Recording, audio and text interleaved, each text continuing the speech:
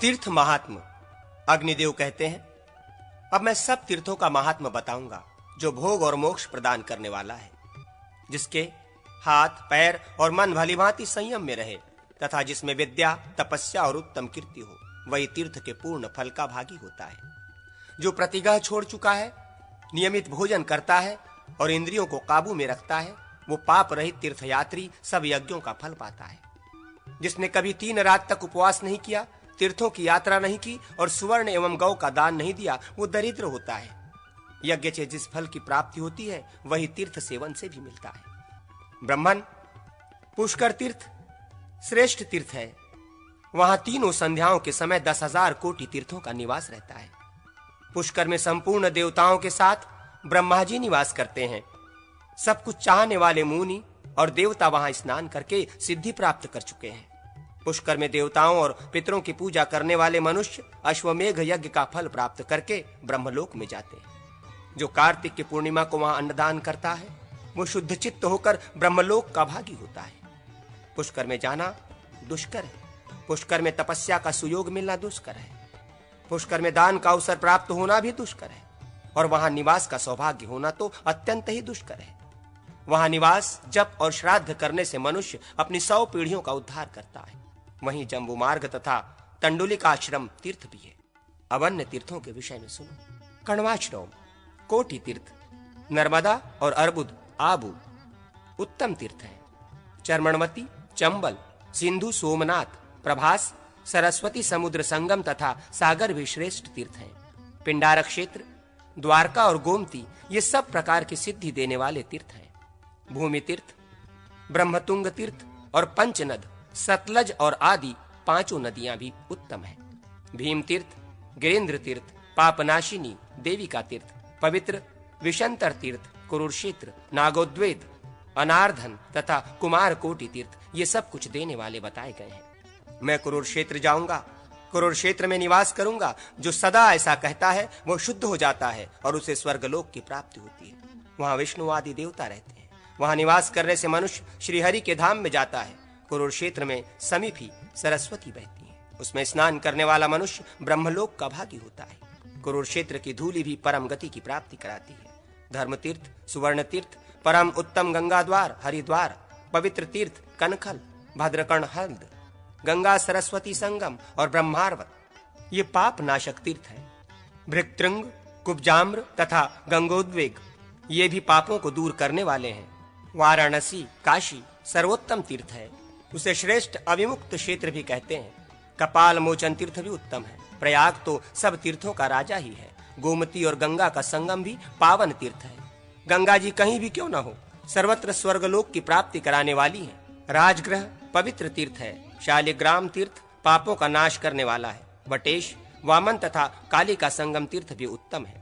लौहित्य तीर्थ, करतोया नदी, शोणभद्र तथा ऋषभ तीर्थ भी श्रेष्ठ है। श्री पर्वत, कोलाचल, सह्यगिरी, मलयगिरी, गोदावरी, त्रिंगभद्रा, वरदायिनी, कावेरी नदी, तापी, पयोष्णी, रेवा, नर्मदा और दंडकारण्य भी उत्तम तीर्थ है। कालांजर, मुंचवट, शूरपारक, मंदाकिनी, चित्रकूट और श्रृंगेश्वरपुर श्रेष्ठ तीर्थ है। अवंती भी उत्तम तीर्थ है। अयोध्या सब पापों का नाश करने वाली है। नैमिषारण्य परम पवित्र तीर्थ है। वो भोग और मोक्ष प्रदान करने वाला है। गंगा जी की महिमा। अग्निदेव कहते हैं, अब गंगा का महात्म्य बतलाता हूँ। गंगा का सदा सेवन करना चाहिए। वो भोग और मोक्ष प्रदान करने वाली है। जिनके बीच से गंगा बहती है वे सभी देश श्रेष्ठ तथा पावन हैं। उत्तम गति की खोज करने वाले प्राणियों के लिए गंगा ही सर्वोत्तम गति है। गंगा का सेवन करने पर वो माता और पिता दोनों के कुलों का उद्धार करती है। 1000 चांद्रायण व्रत की अपेक्षा गंगा जी के जल का पीना उत्तम है। 1 मास गंगा जी का सेवन करने वाला मनुष्य सब यज्ञों का फल पाता है। गंगा देवी सब पापों को दूर करने वाली तथा स्वर्गलोक देने वाली है। गंगा के जल में जब तक हड्डी पड़ी रहती है तब तक वो जीव स्वर्ग में निवास करता है। अंधे आदि भी गंगा जी का सेवन करके देवताओं के समान हो जाते हैं। गंगा तीर्थ से निकली हुई मिट्टी धारण करने वाला मनुष्य सूर्य के समान पापों का नाशक होता है। जो मानव गंगा का दर्शन, स्पर्श, जलपान अथवा गंगा स्नान का कीर्तन करता है, वो अपनी सैकड़ों हजारों पीढ़ियों के पुरुषों को पवित्र कर। प्रयाग महात्मा। अग्निदेव कहते हैं, ब्राह्मण, अब मैं प्रयाग का महात्म्य बताता हूँ, जो भोग और मोक्ष प्रदान करने वाला तथा उत्तम है। प्रयाग में ब्रह्मा, विष्णु आदि देवता तथा बड़े बड़े मुनिवर निवास करते हैं। नदियां, समुद्र, सिद्ध गंधर्व तथा अप्सराएं भी उस तीर्थ में वास करती हैं। प्रयाग में 3 अग्निकुंड हैं। उनके बीच में गंगा सब तीर्थों को साथ लिए बड़े वेग से बहती है। वहां त्रिभुवन विख्यात सूर्य कन्या यमुना भी है।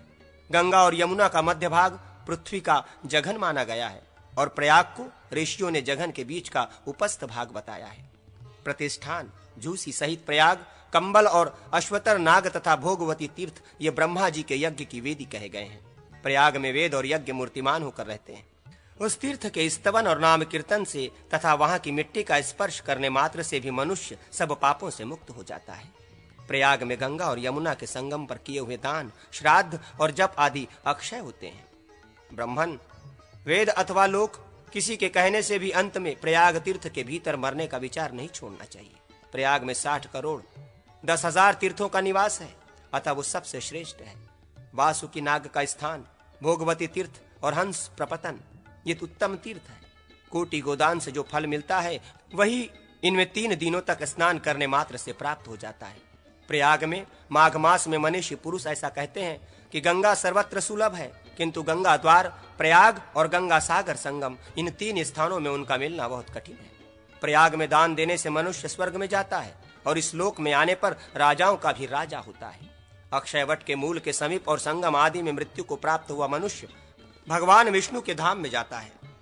प्रयाग में परम रमणीय उर्वशी पुलिन संध्यावट, कोटि तीर्थ, दशवाओमेघ घाट, गंगा यमुना का उत्तम संगम, रजोहीन मानस तीर्थ तथा वारस तीर्थ ये सभी परम उत्तम है। वाराणसी का महात्मा, अग्निदेव कहते हैं, वाराणसी परम उत्तम तीर्थ है। जो वहां श्रीहरि का नाम लेते हुए निवास करते हैं उन सबको वो भोग और मोक्ष प्रदान करता है। महादेव जी ने पार्वती से उसका महात्मा इस प्रकार बतलाया है।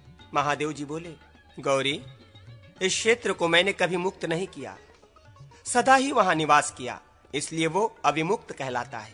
अविमुक्त क्षेत्र में किया हुआ जप, तप, होम और दान अक्षय होता है। पत्थर से दोनों पैर तोड़कर बैठ रहे परंतु काशी कभी न छोड़े। हरिश्चंद्र, आम्रात केश्वर, जपेश्वर, श्री पर्वत, महालय, भृगु, चंडेश्वर और केदार तीर्थ ये 8 अविमुक्त क्षेत्र में परम गोपनीय तीर्थ है। मेरा अविमुक्त क्षेत्र सब गोपियों में भी परम गोपनीय है। वो 2 योजन लंबा और आधा योजन चौड़ा है। वर्णा और नासी, असी इन 2 नदियों के बीच में वाराणसी पुरी है। इसमें स्नान, जप, होम, मृत्यु, देव पूजन, श्राद्ध, दान और निवास जो कुछ भी होता है वो सब भोग एवं मोक्ष प्रदान करता है। नर्मदा महात्म्य, अग्निदेव कहते हैं, अब मैं नर्मदा आदि का महात्म्य बताऊंगा। नर्मदा श्रेष्ठ तीर्थ है। गंगा का जल स्पर्श करने पर मनुष्य को तत्काल पवित्र करता है, किंतु नर्मदा का जल दर्शन मात्र से ही पवित्र कर देता है। नर्मदा तीर्थ 100 योजन लंबा और 200 योजन चौड़ा है। अमरकंटक पर्वत के चारों ओर नर्मदा संबंधी 60 करोड़ 60,000 तीर्थ हैं। कावेरी संगम तीर्थ बहुत पवित्र है। अब श्री पर्वत का वर्णन सुनिए। एक समय गौरी ने श्री देवी का रूप धारण करके भारी तपस्या की। इससे प्रसन्न होकर श्री हरि ने उन्हें वरदान देते हुए कहा, देवी, तुम्हें आध्यात्म ज्ञान प्राप्त होगा और तुम्हारा ये पर्वत श्री पर्वत के नाम से विख्यात होगा। इसके चारों ओर 100 योजन तक का स्थान अत्यंत पवित्र होगा। यहाँ किया हुआ दान, तप, जप तथा श्राद्ध सब अक्षय होता है।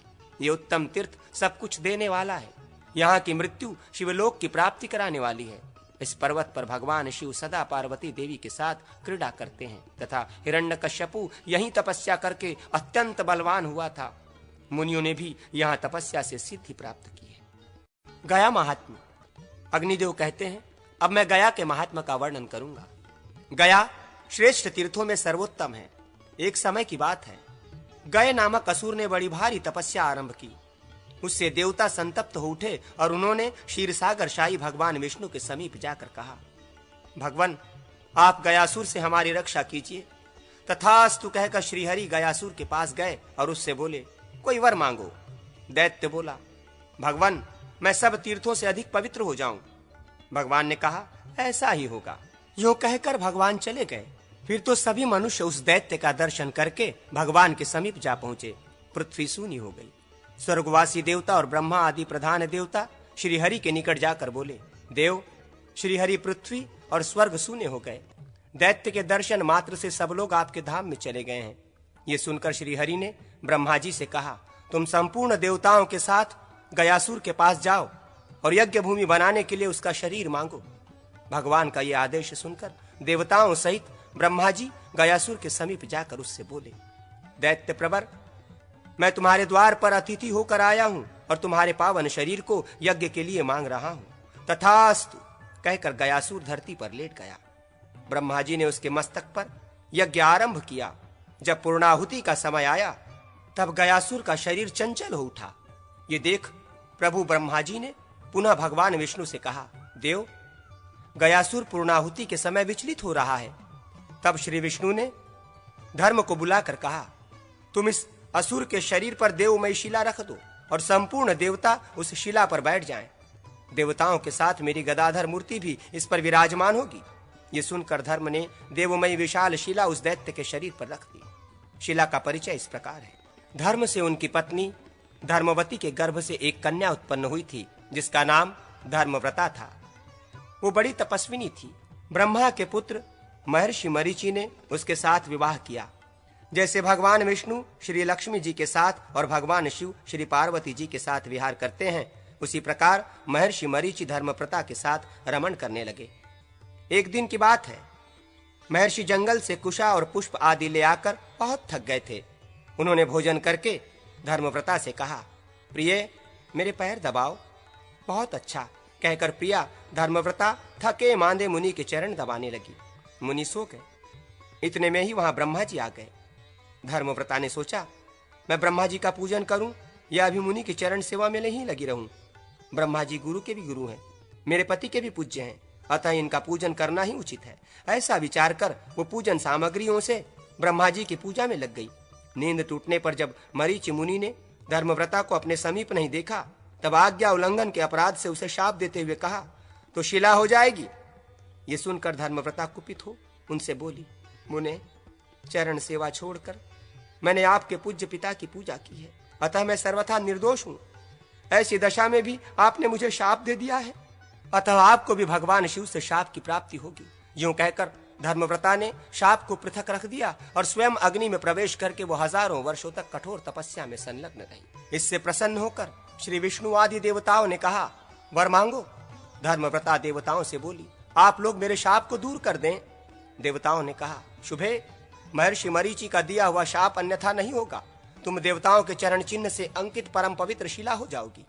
गयासुर के शरीर को स्थिर रखने के लिए तुम्हें शिला का स्वरूप धारण करना होगा। उस समय तुम देवव्रता, देवशिला, सर्वदेव स्वरूपा, सर्वतीर्थमयी तथा पुण्यशिला कहलाओगी। देवव्रता बोली, देवताओं, यदि आप लोग मुझ पर प्रसन्न हो तो शिला होने के बाद मेरे ऊपर ब्रह्मा, विष्णु तथा रुद्र आदि देवता और गौरी लक्ष्मी आदि देवियां सदा विराजमान रहे। अग्निदेव कहते हैं, देवव्रता की बात सुनकर सब देवता तथास्तु कहकर स्वर्ग को चले गए।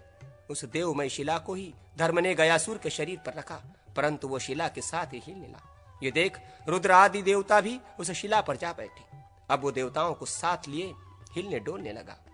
तब देवताओं ने क्षीरसागरशाही भगवान विष्णु को प्रसन्न किया। श्री हरि ने उनको अपनी गदाधर मूर्ति प्रदान की और कहा, देवगण, आप लोग चलिए, इस देवगम्य मूर्ति के द्वारा मैं स्वयं ही वहां उपस्थित होऊंगा। इस प्रकार उस दैत्य के शरीर को स्थिर रखने के लिए यथाव्यक्त व्यक्ताव्यक्त उभय स्वरूप साक्षात गदाधारी भगवान विष्णु वहां स्थित हुए। वे आदि गदाधर के नाम से उस तीर्थ में विराजमान है। पूर्व काल में गद नाम से प्रसिद्ध एक भयंकर असुर था। उसे श्री विष्णु ने मारा और उसकी हड्डियों से विश्वकर्मा ने गदा का निर्माण किया। वही आदि गदा है। उस आदि गदा के द्वारा भगवान गदाधर ने हेति आदि राक्षसों का वध किया था, इसलिए वे आदि गदाधर कहलाए। पूर्वोक्त देवमयी शिला पर आदि गदाधर के स्थित होने पर गयासुर स्थिर हो गया। तब ब्रह्मा जी ने पूर्णाहुति दी। तदनंतर गयासुर ने देवताओं से कहा, किस लिए मेरे साथ वंचना की गई है? क्या मैं भगवान विष्णु के कहने मात्र से स्थिर नहीं हो सकता था? देवताओं, यदि आपने मुझे शिला आदि के द्वारा दबा रखा है तो आपको मुझे वरदान देना चाहिए। देवता बोले, दैत्य प्रवर, तीर्थ निर्माण के लिए हमने तुम्हारे शरीर को स्थिर किया है, अतः ये तुम्हारा क्षेत्र भगवान विष्णु, शिव तथा ब्रह्मा जी का निवास स्थान होगा। सब तीर्थों से बढ़कर इसकी प्रसिद्धि होगी तथा पितर आदि के लिए ये क्षेत्र ब्रह्मलोक प्रदान करने वाला होगा। यूं कहकर सब देवता वहीं रहने लगे। देवियों और तीर्थ आदि ने भी उसे अपना निवास स्थान बनाया। ब्रह्मा जी ने यज्ञ पूर्ण करके उस समय ऋत्विजों को दक्षिणाएं दी। 5 कोस का गया क्षेत्र और 55 गांव अर्पित किए गए। यही नहीं, उन्होंने सोने के अनेक पर्वत बना कर दिए, दूध और मधु की धारा बहाने वाली नदियां समर्पित की, दही और घी के सरोवर प्रदान किए, अन्न आदि के बहुत से पहाड़, कामधेनु गाय, कल्प वृक्ष तथा सोने चांदी के घर भी। भगवान ब्रह्मा ने ये सब वस्तुएं देते समय ब्राह्मणों से कहा, विप्रवरों, अब तुम मेरी अपेक्षा अल्प शक्ति रखने वाले अन्य व्यक्तियों से कभी याचना न करना। यूं कहकर उन्होंने वे सब वस्तुएं उन्हें अर्पित कर दी। तत्पश्चात धर्म ने यज्ञ किया। उस यज्ञ में लोभवश धन आदि का दान लेकर जब वे ब्राह्मण पुनः गया में स्थित हुए, तब ब्रह्मा जी ने उन्हें शाप दिया, अब तुम लोग विद्याविहीन और लोभी हो जाओगे। इन नदियों में अब दूध आदि का अभाव हो जाएगा और ये सुवर्ण शैल भी पत्थर मात्र रह जाएंगे। तब ब्राह्मणों ने ब्रह्मा जी से कहा, भगवान, आपके शाप से हमारा सब कुछ नष्ट हो गया, अब हमारी जीविका के लिए कृपा कीजिए। ये सुनकर वे ब्राह्मणों से बोले, अब इस तीर्थ से ही तुम्हारी जीविका चलेगी। जब तक सूर्य और चंद्रमा रहेंगे तब तक किसी वृत्ति से तुम जीवन निर्वाह करोगे। जो लोग गया तीर्थ में आएंगे वे तुम्हारी पूजा करेंगे। जो हव्य, कव्य, धन और श्राद्ध आदि के द्वारा तुम्हारा सत्कार करेंगे, उनकी 100 पीढ़ियों के पितर नरक से स्वर्ग में चले जाएंगे और स्वर्ग में ही रहने वाले पितर परम पद को प्राप्त होंगे। महाराज गय ने भी उस क्षेत्र में बहुत अन्न और दक्षिणा से संपन्न यज्ञ किया था। उन्हीं के नाम से गयापुरी की प्रसिद्धि हुई। पांडवों ने भी गया में आकर श्री हरि की आराधना की थी। यात्रा की विधि। अग्निदेव कहते हैं, यदि मनुष्य गया जाने को उद्यत हो तो विधि पूर्वक श्राद्ध करके तीर्थ यात्री का वेश धारण कर अपने गांव की परिक्रमा कर ले। फिर प्रतिदिन पैदल यात्रा करता रहे, मन और इंद्रियों को वश में रखे, किसी से कुछ न दान ले। गया जाने के लिए घर से चलते ही पग पग पर पितरों के लिए स्वर्ग में जाने की सीढ़ी बनने लगती है। यदि पुत्र पितरों का श्राद्ध करने के लिए गया चला जाए तो उससे होने वाले पुण्य के सामने ब्रह्म ज्ञान की क्या कीमत है। गौओं की संकट से छुड़ाने के लिए प्राण देने पर भी क्या उतना पुण्य होना संभव है। फिर तो कुरुक्षेत्र में निवास करने की भी क्या आवश्यकता है। पुत्र को गया में पहुंचा हुआ देखकर पितरों के यहाँ उत्सव होने लगता है। वे कहते हैं, क्या यह हमारे पैरों से भी जल का स्पर्श करके हमारे तर्पण के लिए नहीं देगा। ब्रह्म ज्ञान, गया में किया हुआ श्राद्ध, गौशाला में मरण और कुरुक्षेत्र में निवास, ये मनुष्यों की मुक्ति के 4 साधन हैं। नरक के भय से डरे हुए पितर पुत्र की अभिलाषा रखते हैं। वे सोचते हैं जो पुत्र गया में जाएगा वो हमारा उद्धार कर देगा। मुंडन और उपवास, ये सब तीर्थों के लिए साधारण विधि है। गया में तीर्थ में काल आदि का कोई नियम नहीं है। वहां प्रतिदिन पिंडदान देना चाहिए। जो वहां 3 पक्ष 1.5 मास निवास करता है वो 7 पीढ़ी तक के पितरों को पवित्र कर देता है। अष्टका तिथियों में, आभ्योदिक कार्यों में तथा पिता आदि की शयाह तिथि को भी वहां गया में माता के लिए पृथक श्राद्ध करने का विधान है। अन्य तीर्थों में स्त्री का श्राद्ध उसके पति के साथ ही होता है। गया में पिता आदि के क्रम से नव देवताक तथा 12 देवता तक श्राद्ध करना आवश्यक है। पहले दिन उत्तरमानस तीर्थ में स्नान करें। परम पवित्र उत्तरमानस तीर्थ में किया हुआ स्नान आयु और आरोग्य की वृद्धि, संपूर्ण पाप राशियों का विनाश तथा मोक्ष की सिद्धि करने वाला है। अतः वहां अवश्य स्नान करें। स्नान के बाद पहले देवता और पितर आदि का तर्पण करके श्राद्ध करता पुरुष पितरों को पिंडदान दे। तर्पण के समय ये भावना करे कि मैं स्वर्ग, अंतरिक्ष और भूमि पर रहने वाले संपूर्ण देवताओं को तृप्त करता हूँ। अंतरिक्ष तथा भूमि के देवता आदि एवं पिता माता का आदि का तर्पण करें। फिर इस प्रकार कहें, पिता, पितामह और प्रपितामह, माता, पितामही और प्रपितामही तथा मातामह, प्रमातामह और वृद्धम प्रमातामह। इन सबको तथा अन्य पितरों को भी उनके उद्धार के लिए मैं पिंड देता हूँ। सोम, मंगल, बुध स्वरूप तथा बृहस्पति, शुक्र, शनैश्वर, राहु और केतु रूप भगवान सूर्य को प्रणाम है। उत्तर मानस तीर्थ में स्नान करने वाला पुरुष अपने समस्त कुल का उद्धार कर देता है। सूर्य देव को नमस्कार करके मनुष्य मौन भाव से दक्षिण मानस तीर्थ को जाए और ये भावना करे, मैं पितरों की तृप्ति के लिए दक्षिण मानस तीर्थ में स्नान करता हूँ। मैं गया में इसी उद्देश्य से आया हूँ, मेरे संपूर्ण पितर स्वर्गलोक को चले जाएं। तदनंतर श्राद्ध और पिंडदान करके भगवान सूर्य को प्रणाम करते हुए इस प्रकार कहे, सबका भरण पोषण करने वाले भगवान भानु को नमस्कार है। प्रभो, आप मेरे अभ्युदय के समय साधक हूँ, मैं आपका ध्यान करता हूँ। आप मेरे संपूर्ण पितरों को भोग और मोक्ष देने वाले हूँ। कव्याट, अनल, सोम, यम, यरमा, अग्निश्वात, बहिर्श्वत तथा आजप्य नाम वाले महाभाग पितृ देवता यहाँ पदार्पण करें। आप लोगों के द्वारा सुरक्षित जो मेरे माता पिता, मातामह आदि पितर हैं, उनको पिंडदान करने के उद्देश्य से मैं इस गया तीर्थ में आया हूँ। मुंड पृष्ठ के उत्तर भाग में देवताओं और ऋषियों से पूजित जो कनखल नामक तीर्थ है वो तीनों लोकों में विख्यात है। सिद्ध पुरुषों के लिए, जिनकी जीभ लपलपाती रहती है, उस तीर्थ की प्रतिदिन रक्षा करते हैं। वहां स्नान करके मनुष्य इस भूतल पर सुखपूर्वक क्रीड़ा करते हैं और अंत में स्वर्गलोक को जाते हैं। तत्पश्चात महानदी में स्थित परम उत्तम फल्गु तीर्थ पर जाएं। ये नाग जनार्दन, कूप, वट और उत्तर मानस से भी उत्कृष्ट है। इसे गया का शिरोभाग कहा गया है। गया शिर को ही फल्गु तीर्थ कहते हैं। ये मुंड पृष्ठ और नग आदि तीर्थ की अपेक्षा सार से भी सार वस्तु है। इसे आभ्यंतर तीर्थ कहा गया है, जिसमें लक्ष्मी, कामधेनु, गौ, जल और पृथ्वी सभी फलदायक होते हैं तथा जिससे दृष्टि रमणीय मनोहर वस्तुएं फलित होती है, वो फाल्गु तीर्थ है।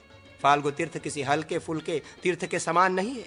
फाल्गु तीर्थ में स्नान करके मनुष्य भगवान गदाधर का दर्शन करे तो इससे पुण्यात्मा पुरुषों को भी क्या प्राप्त नहीं होता। भूतल पर समुद्र पर्यंत जितने भी तीर्थ और सरोवर हैं, वे सब प्रतिदिन एक बार फाल्गु तीर्थ में जाया करते हैं।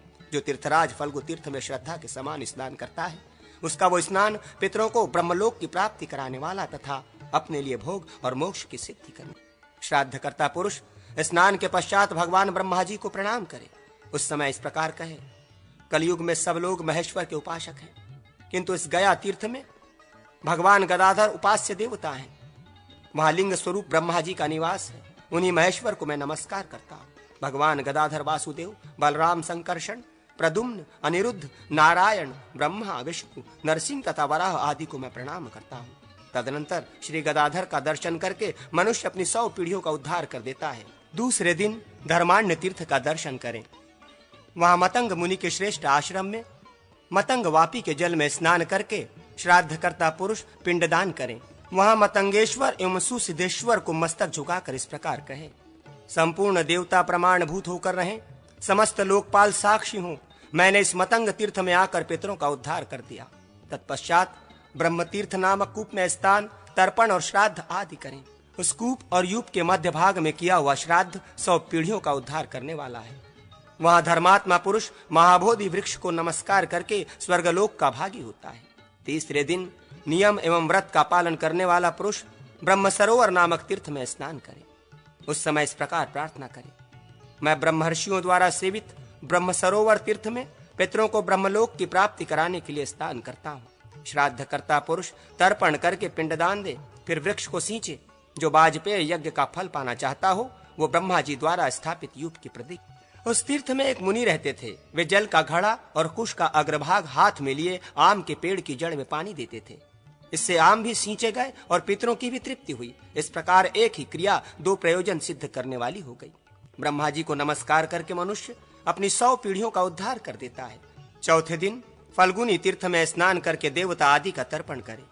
फिर गया शीर्ष में श्राद्ध और पिंडदान करे। गया का क्षेत्र 5 कोस का है। उसमें 1 कोस केवल गया शीर्ष है। उसमें पिंडदान करके मनुष्य अपनी 100 पीढ़ियों का उद्धार कर सकता है। परम बुद्धिमान महादेव जी ने मुंड पृष्ठ में अपना पैर रखा है। मुंड पृष्ठ में ही गयासुर का साक्षात सिर है, अतएव उसे गयाशीर कहते हैं। जहाँ साक्षात गया शीर्ष है, वही फल्गु तीर्थ का आश्रय है। फल्गु अमृत की धारा बहाती है। वहां पितरों के उपदेश से किया हुआ दान अक्षय होता है। दशवाश्वमेघ तीर्थ में स्नान तथा ब्रह्मा जी का दर्शन करके महादेव जी के चरण रुद्रपाद का स्पर्श करने पर मनुष्य पुनः इस लोक में जन्म नहीं लेता।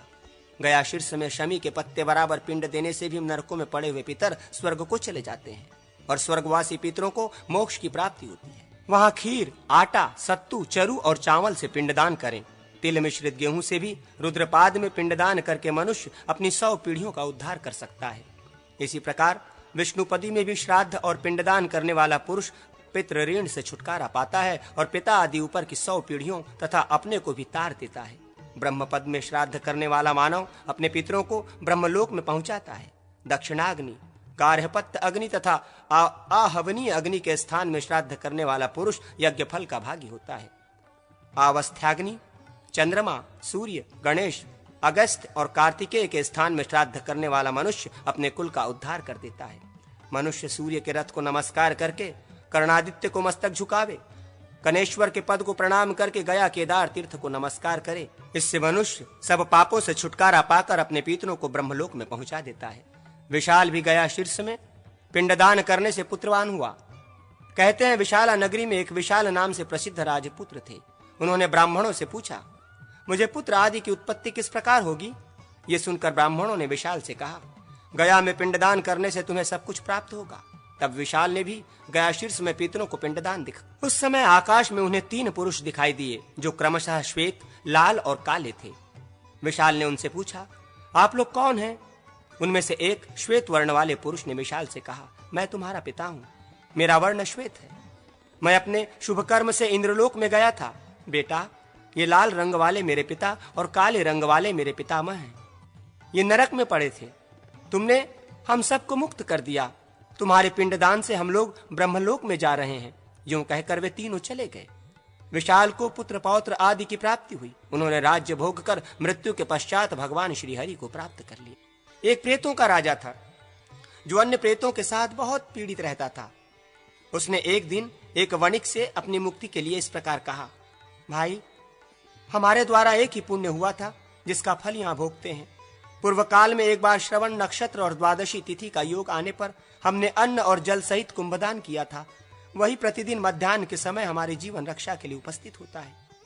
तुम हमसे धन लेकर गया जाओ और हमारे लिए पिंडदान करो। वणिक ने उससे धन लिया और गया में उसके निमित्त पिंडदान किया। उसका फल यह हुआ कि वो प्रेतराज अन्य सब प्रेतों के साथ मुक्त होकर श्रीहरि के धाम में जा पहुंचा। गया शीर्ष में पिंडदान करने से मनुष्य अपने पितरों का तथा अपना भी उद्धार कर देता है।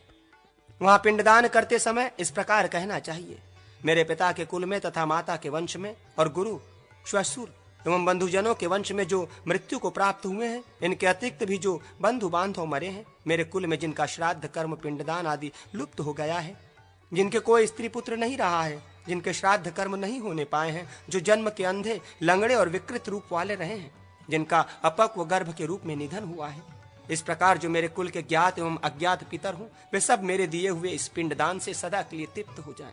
जो कोई मेरे पितर प्रेत रूप में स्थित हो, वे सब यहाँ पिंड देने से सदा के लिए तृप्ति को प्राप्त हों।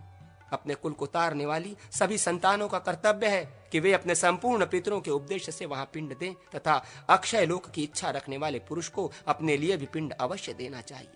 बुद्धिमान पुरुष 5वें दिन गदालोल नामक तीर्थ में स्नान करे। उस समय इस मंत्र का पाठ करें, भगवान जनार्दन, जिसमें आपकी गदा का प्रक्षालन हुआ था, उस अत्यंत पावन गदालोल नामक तीर्थ में मैं संसार रूपी रोग की शांति के लिए स्नान करता हूँ। अक्षय स्वर्ग प्रदान करने वाले अक्षय वट को नमस्कार है, जो पिता पितामह आदि के लिए अक्षय आश्रय है तथा सब पापों का क्षय करने वाला है। उस अक्षय वट को नमस्कार है, जो प्रार्थना करके वट के नीचे श्राद्ध करके ब्राह्मण भोजन करावे।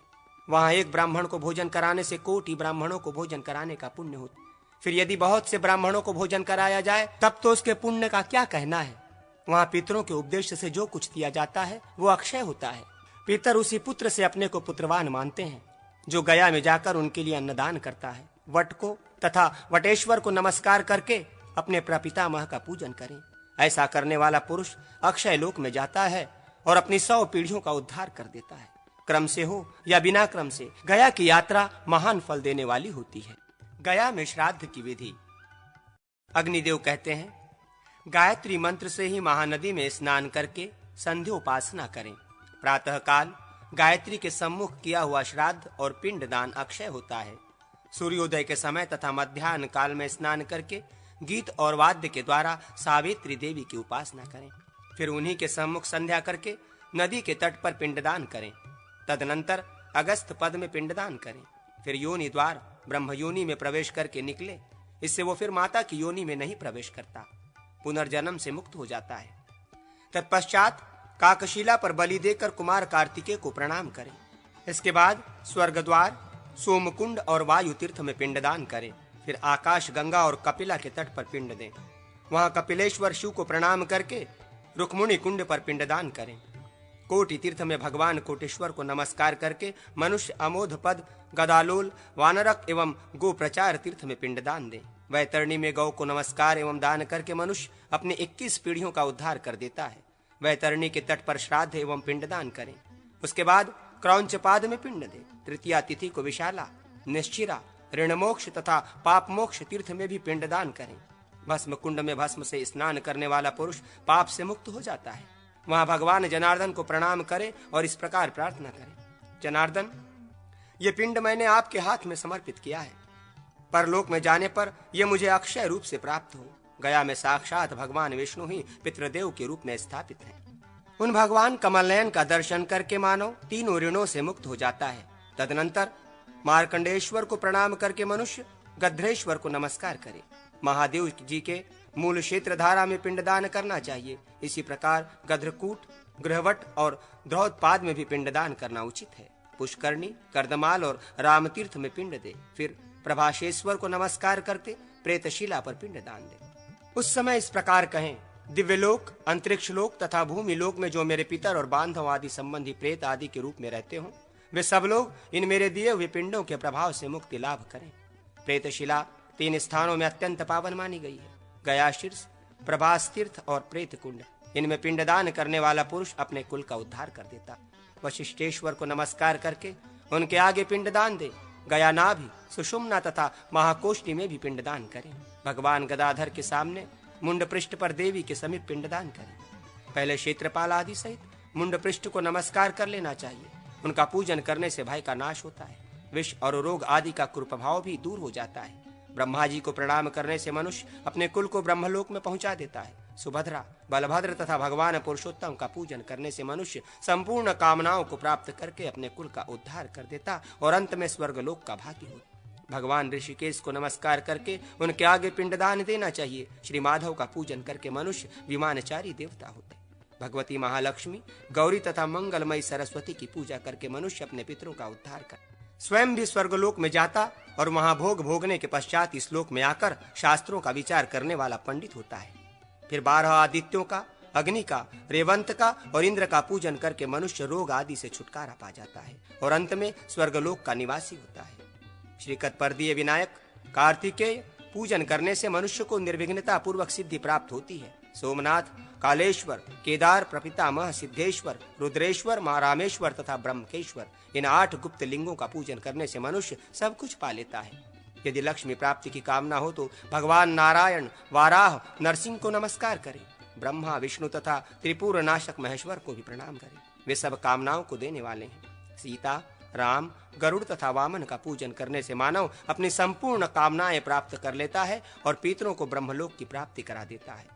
देवताओं सहित भगवान श्री गदाधर का पूजन करने से मनुष्य तीनों ऋणों से मुक्त होकर अपने संपूर्ण कुल को तार देता है। प्रेतशिला देव रूपा होने से परम पवित्र है। गया में वो शिला देवमयी है।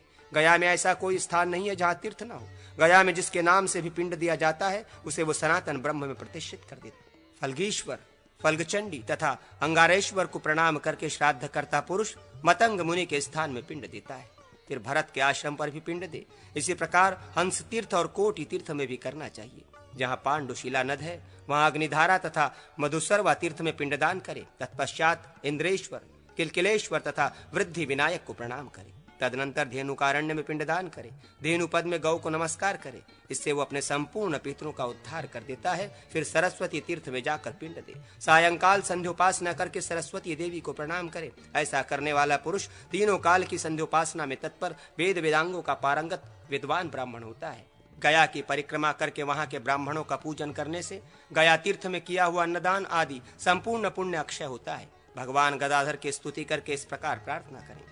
जो आदि देवता गदा धारण करने वाले, गया के निवासी तथा पितर आदि को सद्गति देने वाले हैं, उन योगदाता भगवान गदाधर को मैं धर्म, अर्थ, काम और मोक्ष की प्राप्ति के लिए वे देह, इंद्रिय, मन, बुद्धि, प्राण और अहंकार से शून्य है, नित्य, शुद्ध, बुद्ध, मुक्त, दैत्य शून्य और देवता और दानवों से वंदित हैं। देवताओं और देवियों के समुदाय तथा सदा उनकी सेवा में उपस्थित रहते हैं। मैं उन्हें प्रणाम। वे कली के कल्पश, पाप और काल की पीड़ा का नाश करने वाले हैं। उनके कंठ में वनमाला सुशोभित होती है। संपूर्ण लोकपालों का भी उन्हीं के द्वारा पालन होता है। वे सबके कुलों का उद्धार करने में मन लगाते हैं। व्यक्त और अव्यक्त सब में अपने को स्वरूप विभक्त करके स्थित होते हुए भी वे वास्तव में अविभक्त आत्मा ही हैं। अपने स्वरूप में ही उनकी स्थिति है। वे अत्यंत स्थिर और सारभूत है तथा भयंकर पापों का भी मर्दन करने वाले हैं। मैं उनके चरणों में मस्तक झुकाता हूं। देव, भगवान गदाधर, मैं पितरों का श्राद्ध करने के निमित्त गया में आया हूँ। आप यहाँ मेरे साक्षी होइए। आज मैं तीनों ऋणों से मुक्त हो गया। ब्रह्मा और शंकर आदि देवता मेरे लिए साक्षी बने। मैं गया में आकर अपने पितरों का उद्धार कर दिया। श्राद्ध आदि में गया के इस महात्मा का पाठ करने से मनुष्य ब्रह्मलोक का भागी होता है। गया में पितरों का श्राद्ध अक्षय होता है। वो अक्षय ब्रह्मलोक देने वाला है। श्राद्ध कल्प। अग्निदेव कहते हैं, महर्षि कात्यायन ने मुनियों से जिस प्रकार श्राद्ध का वर्णन किया था उसे बतलाता हूं। गया आदि तीर्थों में विशेषतः संक्रांति के आदि के अवसर पर श्राद्ध करना चाहिए। अपराह्न काल में, अपर पक्ष, कृष्ण पक्ष में, चतुर्थी तिथि को अथवा उसके बाद की तिथियों में श्राद्धोपयोगी सामग्री एकत्रित कर उत्तम नक्षत्र में श्राद्ध करें। श्राद्ध के एक दिन पहले ही ब्राह्मणों को निमंत्रित करें। सन्यासी, गृहस्थ, साधु अथवा स्नातक तथा श्रोत्रिय ब्राह्मणों को जो निंदा के पात्र न हो, अपने कर्मों में लगे रहते हों और शिष्ट एवं सदाचारी हों, निमंत्रित करना चाहिए। जिनके शरीर में सफेद दाग हो, जो कोढ़ आदि के रोगों से ग्रस्त हों, ऐसे ब्राह्मणों को छोड़ दें, उन्हें श्राद्ध में सम्मिलित न करें। निमंत्रित ब्राह्मण जब स्नान और आचमन करके पवित्र हो जाएं, तो उन्हें देवकर्म में पूर्वाभिमुख बिठावें। देव श्राद्ध, पितृ श्राद्ध में 3-3 ब्राह्मण रहें अथवा दोनों में एक ही ब्राह्मण हो। इस प्रकार माता मह आदि के श्राद्ध में भी समझना चाहिए। शाक आदि से भी श्राद्ध कर्म करवावें। श्राद्ध के दिन ब्रह्मचारी रहें, क्रोध और उतावली ना करें, नम्र, सत्यवादी और सावधान रहें। उस दिन अधिक मार्ग न चलें, स्वाध्याय भी करें, मौन रहें। संपूर्ण पंक्ति मूर्धन्य, पंक्ति में सर्वश्रेष्ठ अथवा पंक्ति पावन ब्राह्मणों में प्रत्येक कर्म के विषय में पूछें। आसन पर कुश बिछावें। पितृकर्म में कुशों को दोहरा मोड़ देना चाहिए। पहले देवकर्म फिर पितृकर्म करें। देवधर्म में स्थित ब्राह्मणों से पूछे, मैं विश्वदेवों का आह्वान करूंगा, ब्राह्मण आज्ञा दें। आह्वान करो, तब इस मंत्र का जप करें। तत्पश्चात पितृकर्म में नियुक्त ब्राह्मणों से पूछे, मैं पितरों का आवाहन करूंगा, ब्राह्मण कहें आवाहन करो, तब उपरोक्त मंत्र का पाठ करते हुए आवाहन करें। फिर इस मंत्र से तिल बिखेर कर आयंतु नमः इत्यादि मंत्र का जप करें। इसके बाद पवित्रक सहित अर्ध पात्र में शनो देवी इस मंत्र से जल डालें। तदनंतर यवोस्सी इस मंत्र से जौ देकर पितरों के निर्मित सर्वत्र तिल का उपयोग करें। इस मंत्र से अर्धपात्र में फूल छोड़ें। अर्धपात्र सोना, चांदी, गुलर अथवा पत्ते का होना चाहिए। उसी में देवताओं के लिए सव्य भाव से और पितरों के लिए अपसव्य भाव से उक्त वस्तुएं रखनी चाहिए। एक एक को एक एक अर्धपात्र पृथक पृथक देना उचित है। पितरों के हाथों में पहले पवित्री रखकर उन्हें अर्ध देना चाहिए। तत्पश्चात देवताओं के अर्धपात्र को बाएं हाथ में लेकर उसमें रखी हुई पवित्री को दाहिने हाथ से निकालकर देव भोजन पात्र पर पूर्वाग्र करके रख दें। उसके ऊपर दूसरा जल देकर अर्धपात्र को ढककर यूं कहकर देवताओं को अर्ध देकर पात्र को दक्षिण भाग में सीधे रख दें। इसी प्रकार पिता आदि के लिए भी अर्ध दें। उसका संकल्प इस प्रकार है। इसी तरह पितामह आदि को भी दें। फिर सब अर्ध का अवशेष पहले पात्र में डाल दें, अर्थात प्रपितामह के अर्ध में जो जल आदि हो उसे पितामह के पात्र में डाल दें। इसके बाद वो सब पिता के अर्ध पात्र में रख दें। पिता के अर्ध पात्र को पितामह के अर्ध पात्र के ऊपर रखें। फिर उस दोनों को प्रपितामह के अर्ध पात्र के ऊपर रख दें। तत्पश्चात तीनों को पिता के आसन के वाम भाग में पितृभ्य स्नानमसी ऐसा कहकर उलट दें। तदनंतर वहां देवताओं और पितरों के लिए गंध, पुष्प, धूप, दीप तथा वस्त्र आदि का दान किया जाता है। उसके बाद श्राद्धकर्ता पुरुष पात्र में धृत्युक्त अन्न निकालकर ब्राह्मणों से पूछे, मैं अग्नि में इस अन्न का हवन करूंगा। ब्राह्मण आज्ञा दें, करो। तब सानिग्न पुरुष तो अग्नि में हवन करे और निर्निग्न पुरुष पवित्र युक्त पितर के हाथ अथवा जल में मंत्र से आहुति दें। पहली आहुति अग्नेय कव्यवाहनाय स्वाहा कहकर दें। दूसरी आहुति सोमाय पितृमते स्वाहा इस मंत्र से दें। दूसरे विद्वानों का मत है कि यम एवं अंगिरा के उपदेश से आहुति दें। हवन से शेष बचे हुए अन्न में से क्रमशः देवताओं और पितरों के पात्रों में परोसे और पात्र को हाथ से ढक उस समय निम्नांकित मंत्र का जप करें। उपरोक्त मंत्र पढ़कर अंत में ब्राह्मण के अंगूठे का स्पर्श करावें। यवोस्सी यवनास्मद द्वेषो यवयारा आती है। इस मंत्र से जौ छीटें और पितरों के पात्रों पर अपहर्ता असुरा रक्षासी वेदिशत इस मंत्र से तिल छींटकर संकल्प पूर्वक अन्न अर्पण करें। तदनंतर जुष्ध्वम आप लोग अन्न ग्रहण करें ऐसा कहकर गायत्री मंत्र आदि का जप। उपरोक्त मंत्र का भी जप करें। पितरों को तृप्त जानकर पात्र में अन्न बिखेरें। फिर एक एक बार सबको जल दें। पूर्ववत सव्य भाव से गायत्री जप करके मधुवाता इस ऋचा का जप करें। इसके बाद ब्राह्मणों से पूछें, आप लोग तृप्त हो गए? ब्राह्मण कहें हाँ, हम तृप्त हो गए। तदनंतर शेष अन्न को ब्राह्मणों की आज्ञा लेकर एक में मिला दें और पिंड बनाने के लिए पात्र से बाहर निकालें और पितरों के उच्छिष्ट अन्न के पास ही अवनेजन करके कुशों पर संकल्प पूर्वक 3 पिंड दान करें। दूसरों का मत है कि ब्राह्मण जब भोजन के पश्चात हाथ मुंह धोकर आचमन कर लें तब पिंडदान देना चाहिए। आचमन के पश्चात जल, फूल और अक्षत दें। फिर अक्षोयदक देकर मनुष्य आशीर्वाद की प्रार्थना करें। ओम अघोराः पीतरः सन्तु, मेरे पीतर सौम्य हो, ऐसा कहकर जय। फिर प्रार्थना करें, हमारा गोत्र सदा ही बढ़ता रहे, हमारे दाता भी निरंतर अभ्युदलशील हों, वेदों की पठन पाठन प्रणाली बढ़े, संतानों की भी वृद्धि हो, हमारी श्रद्धा में कमी न आवे, हमारे पास देने योग्य बहुत सामान संचित रहे, हमारे यहाँ अन्न भी अधिक हो, हम अतिथियों को प्राप्त करते रहें, अर्थात हमारे घर पर अतिथियों का शुभागमन होता रहे, हमारे पास मांगने वाले आवे किंतु हम किसी से ना मांगे। फिर स्वधा वाचन के लिए पिंडों पर पवित्रक सहित कुश बिछावें और ब्राह्मणों से मैं स्वधा वाचन कराऊंगा, ब्राह्मण आज्ञा दें, स्वधा वाचन कराओ। तब श्राद्ध करता पुरुष ब्राह्मणों, आप लोग मेरे पिता, पितामह और प्रपितामह के लिए स्वधा वाचन करें। ब्राह्मण कहें, अस्तु स्वधा। तदनंतर उपरोक्त मंत्र से कुशों पर दुग्ध मिश्रित जल की दक्षिणाग्र धारा गिरावें। फिर सव्य होकर देवार्ध पात्र को हिला दें और पितरों के अर्ध पात्र को उत्तान करके देव श्राद्ध तथा पितृ श्राद्ध की प्रतिष्ठा के लिए यथाशक्ति क्रमशः सुवर्ण और रजत की दक्षिणा दें। इसके बाद विष्णे देवाः प्रियंताम ऐसा कहकर देवताओं का विसर्जन और उपरोक्त मंत्र से पिता आदि का विसर्जन। तत्पश्चात सव्य भाव से देवताभ्यस्य इत्यादि पढ़कर भगवान का स्मरण करें। फिर अब सव्य भाव से रक्षादीप को बुझा दें। उसके बाद सव्य भाव से भगवान से प्रार्थना करें। तदनंतर आ माँ वाजस्य इत्यादि मंत्र पढ़कर ब्राह्मण के पीछे पीछे जाएं और ब्राह्मण की परिक्रमा करके अपने घर में जाएं। प्रत्येक मास की अमावस्या को इसी प्रकार पार्वण श्राद्ध करना। अब मैं एकोदिष्ट श्राद्ध का वर्णन करूंगा। ये श्राद्ध पूर्ववत ही करें। इसमें इतनी ही विशेषता है कि एक पवित्रक, एक ही अर्ध और एक ही पिंड देना। इसमें आवाहन, अग्निकरण और विश्वदेव पूजन नहीं होता। जहाँ तृप्ति पूछनी हो वहाँ स्वदीतम ऐसा प्रश्न करें। ब्राह्मण उत्तर दें, स्वदीतम उपतिष्ठाम कहकर अर्पण करें। अक्षोदयक भी दें। विसर्जन के समय अभिरत्याम का उच्चारण करें। ब्राह्मण कहे, अभिरताः स्मः। शेष सभी बातें पूर्ववत करनी चाहिए। अब सपिंडीकरण का वर्णन करूं। ये वर्ष के अंत में और मध्य में भी होता है। इसमें पितरों के लिए 3 पात्र होते हैं और प्रेत के लिए 1 पात्र अलग होता है। चारों अर्ध पात्रों में पवित्री, तिल, फूल, चंदन और जल डालकर भर दिया जाता है। फिर उन्हीं से श्राद्ध करता पुरुष अर्ध देता है।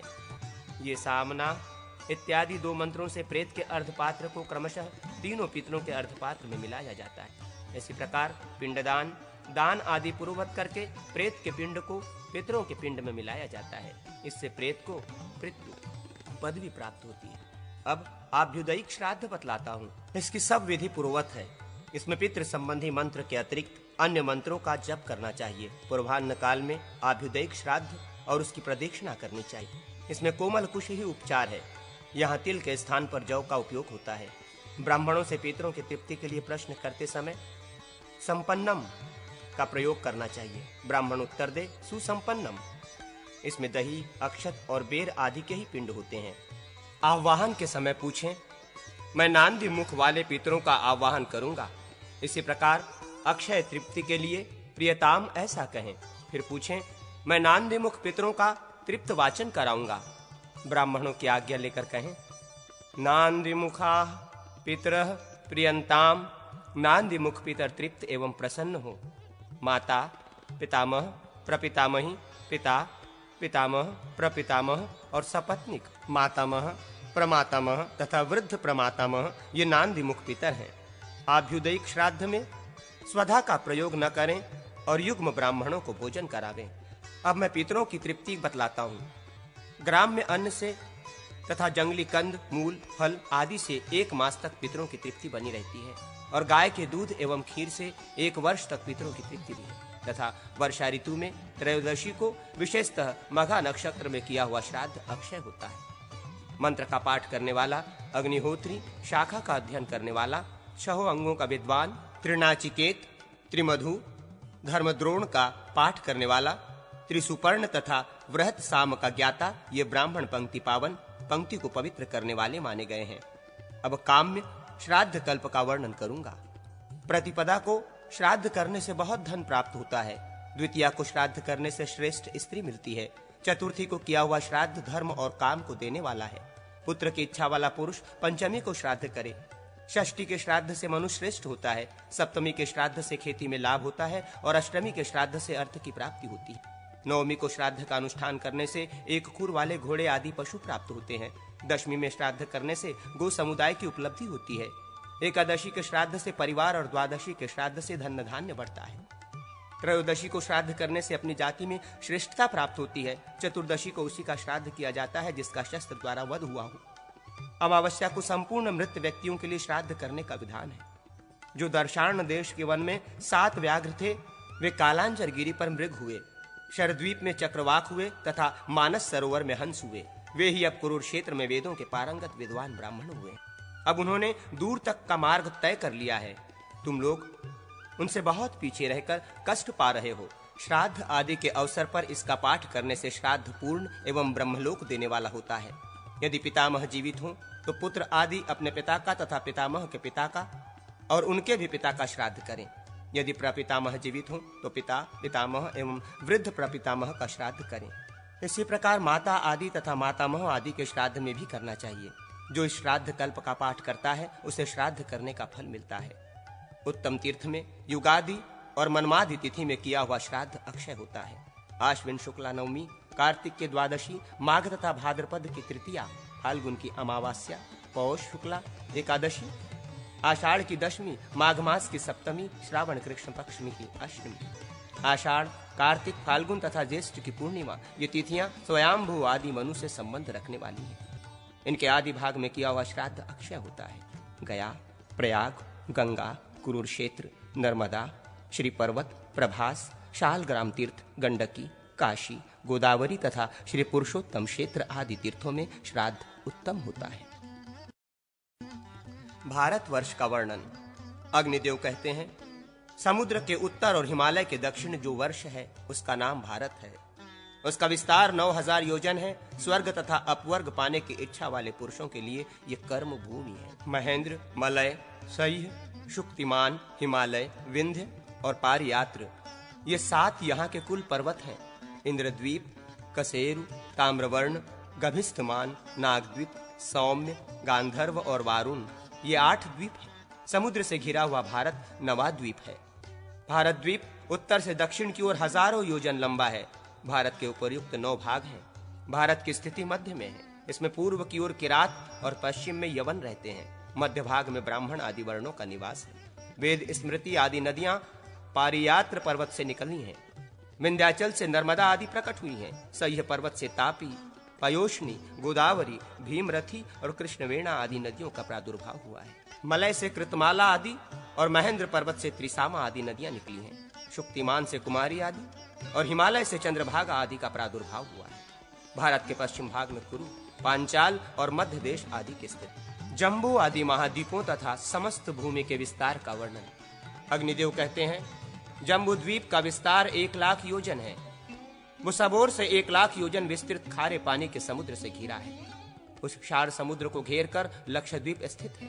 मेघातिथि के 7 पुत्र लक्षद्वीप के स्वामी हैं। शांत, भय, शिशिर, सुखोदय, आनंद, शिव, क्षेम तथा ध्रुव, ये 7 ही मेघातिथि के पुत्र हैं। उन्हीं के नाम से उक्त 7 वर्ष हैं।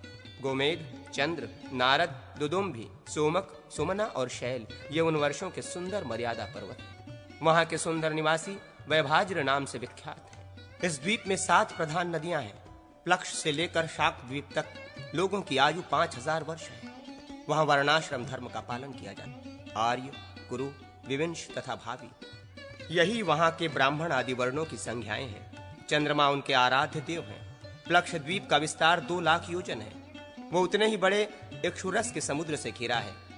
उसके बाद शालमल द्वीप है जो प्लक्ष द्वीप से दुगुना बड़ा है। वह पुष्पमान के 7 पुत्र शालमल द्वीप के स्वामी हुए। उनके नाम हैं श्वेत, हरित, जीमूत, लोहित, वैद्युत, मानस और सुप्रभ। इन्हीं नामों से वहां के 7 वर्ष हैं। वो प्लक्ष द्वीप से दुगना है तथा उससे दुगने परिमाण वाले सुरोध नामक मदिरा के समुद्र से घिरा हुआ है। कुमुद, अनल, बलाहक, द्रोण, कंक, महिष और कुकुद्व्यान ये मर्यादा पर्वत है। साथ ही वहां प्रधान नदियां हैं। कपिल, अरुण, पीत और कृष्ण ये वहां के ब्राह्मण आदि वर्ण हैं। वहां के लोग वायु देवता की पूजा करते हैं। वो मदिरा के समुद्र से घिरे। इसके बाद कुश द्वीप है। ज्योतिष्मान के पुत्र उस द्वीप के अधीश्वर हैं। उद्दिद, धेनुमान, द्वैरथ, लंबन, धैर्य, कपिल और प्रभाकर ये 7 उनके नाम हैं। इन्हीं के नाम पर वहां 7 वर्ष हैं। दमी आदि वहां के ब्राह्मण हैं जो ब्रह्म रूपधारी भगवान विष्णु का है। विद्रुम, हेमशैल, द्वितीमान, पुष्पवान, कुशुषेय, हरि और मंदराचल ये 7 वहां के वर्ष पर। ये कुशद्वीप अपने ही बराबर विस्तार वाले घी के समुद्र से घिरा हुआ है और वो धृत समुद्र क्रौंच द्वीप से परिवेष्टित है। राजा द्युतिमान के पुत्र क्रौंच द्वीप के स्वामी हैं। उन्हीं के नाम पर वहां के वर्ष प्रसिद्ध। कुशल, मनोनुग, उष्ण, प्रधान, अंधकारक, मुनि और दुदुम्भी ये 7 द्युतिमान के पुत्र। उस द्वीप के मर्यादा पर्वत और नदियां भी 7 ही हैं। पर्वतों के नाम इस प्रकार हैं: क्रौंच, वामन, अंधकारक, रत्नशैल, देवाव्रत, पुडरिक और दुदुम्भी। ये द्वीप परस्पर उत्तरोत्तर दुगने विस्तार वाले हैं। उन द्वीपों में जो वर्ष पर्वत हैं वे भी द्वीपों के समान ही पूर्ववर्ती द्वीप के पर्वतों से दुगने विस्तार वाले हैं। वहां के ब्राह्मण आदि वर्ण क्रमशः पुष्कर, पुष्कल, धन्य और तिथ्य इन नामों से प्रसिद्ध हैं। वे वहां श्रीहरि की आराधना करते हैं। क्रौंच द्वीप दधिमंडोक मट्टे के समुद्र से घिरा हुआ है और वो समुद्र शाकद्वीप से परिवेष्टित है। वहां के राजा भव्य के जो 7 पुत्र हैं वे ही शाकद्वीप के शासक हैं। उनके नाम इस प्रकार हैं: जलद, कुमार, सुकुमार, मणिबक, कुशोत्तर, मोदाकी और दुम्र। इन्हीं के नाम से वहां के वर्ष प्रसिद्ध। उदयगिरी, जलधर, रैवत, श्याम, कोद्रक, अंबिकेय और सुरम्य पर्वत केसरी ये 7 वहां के मर्यादा पर्वत हैं और साथ ही वहां की प्रसिद्ध नदियां हैं। मग, मगध, मानस्य और मदंग ये वहां के ब्राह्मण आदि वर्ण हैं जो सूर्य रूपधारी भगवान नारायण की आराधना करते हैं। शाकद्वीप क्षीरसागर से घिरा हुआ है। क्षीरसागर पुष्कर द्वीप से परिवेष्टित है। वहां के अधिकारी राजा सवन के 2 पुत्र हुए जिनके नाम थे महावित और धातकी। उन्हीं के नाम से वहां के 2 वर्ष प्रसिद्ध। वहां एक ही मानसोत्तर नामक वर्ष पर्वत विद्यमान है जो उस वर्ष के मध्यकाल में वलयाकार स्थित है। उसका विस्तार कई सहस्त्र योजन है। ऊंचाई भी विस्तार के समान ही है। वहां के लोग 10,000 वर्षों तक जीवन धारण। वहां देवता लोग ब्रह्मा जी की पूजा करते हैं। पुष्कर द्वीप स्वादिष्ट जल वाले समुद्र से घिरा। उस समुद्र का विस्तार उस द्वीप के समान ही है। महामुने, समुद्रों में जो जल है वो कभी घटता बढ़ता नहीं है। शुक्ल और कृष्ण दोनों पक्षों में चंद्रमा के उदय और अस्तकाल में केवल 5-10 अंगुल तक समुद्र के जल का घटना और बढ़ना देखा जाता है, परंतु इससे जल में न्यूनता या अधिकता नहीं होती है। मीठे जल वाले समुद्र के चारों ओर उससे दुगने परिमाण वाली भूमि सुवर्णमयी है, किंतु वहां कोई भी जीव जंतु नहीं रहते। उसके बाद लोकालोक पर्वत है जिसका विस्तार 10,000 योजन है।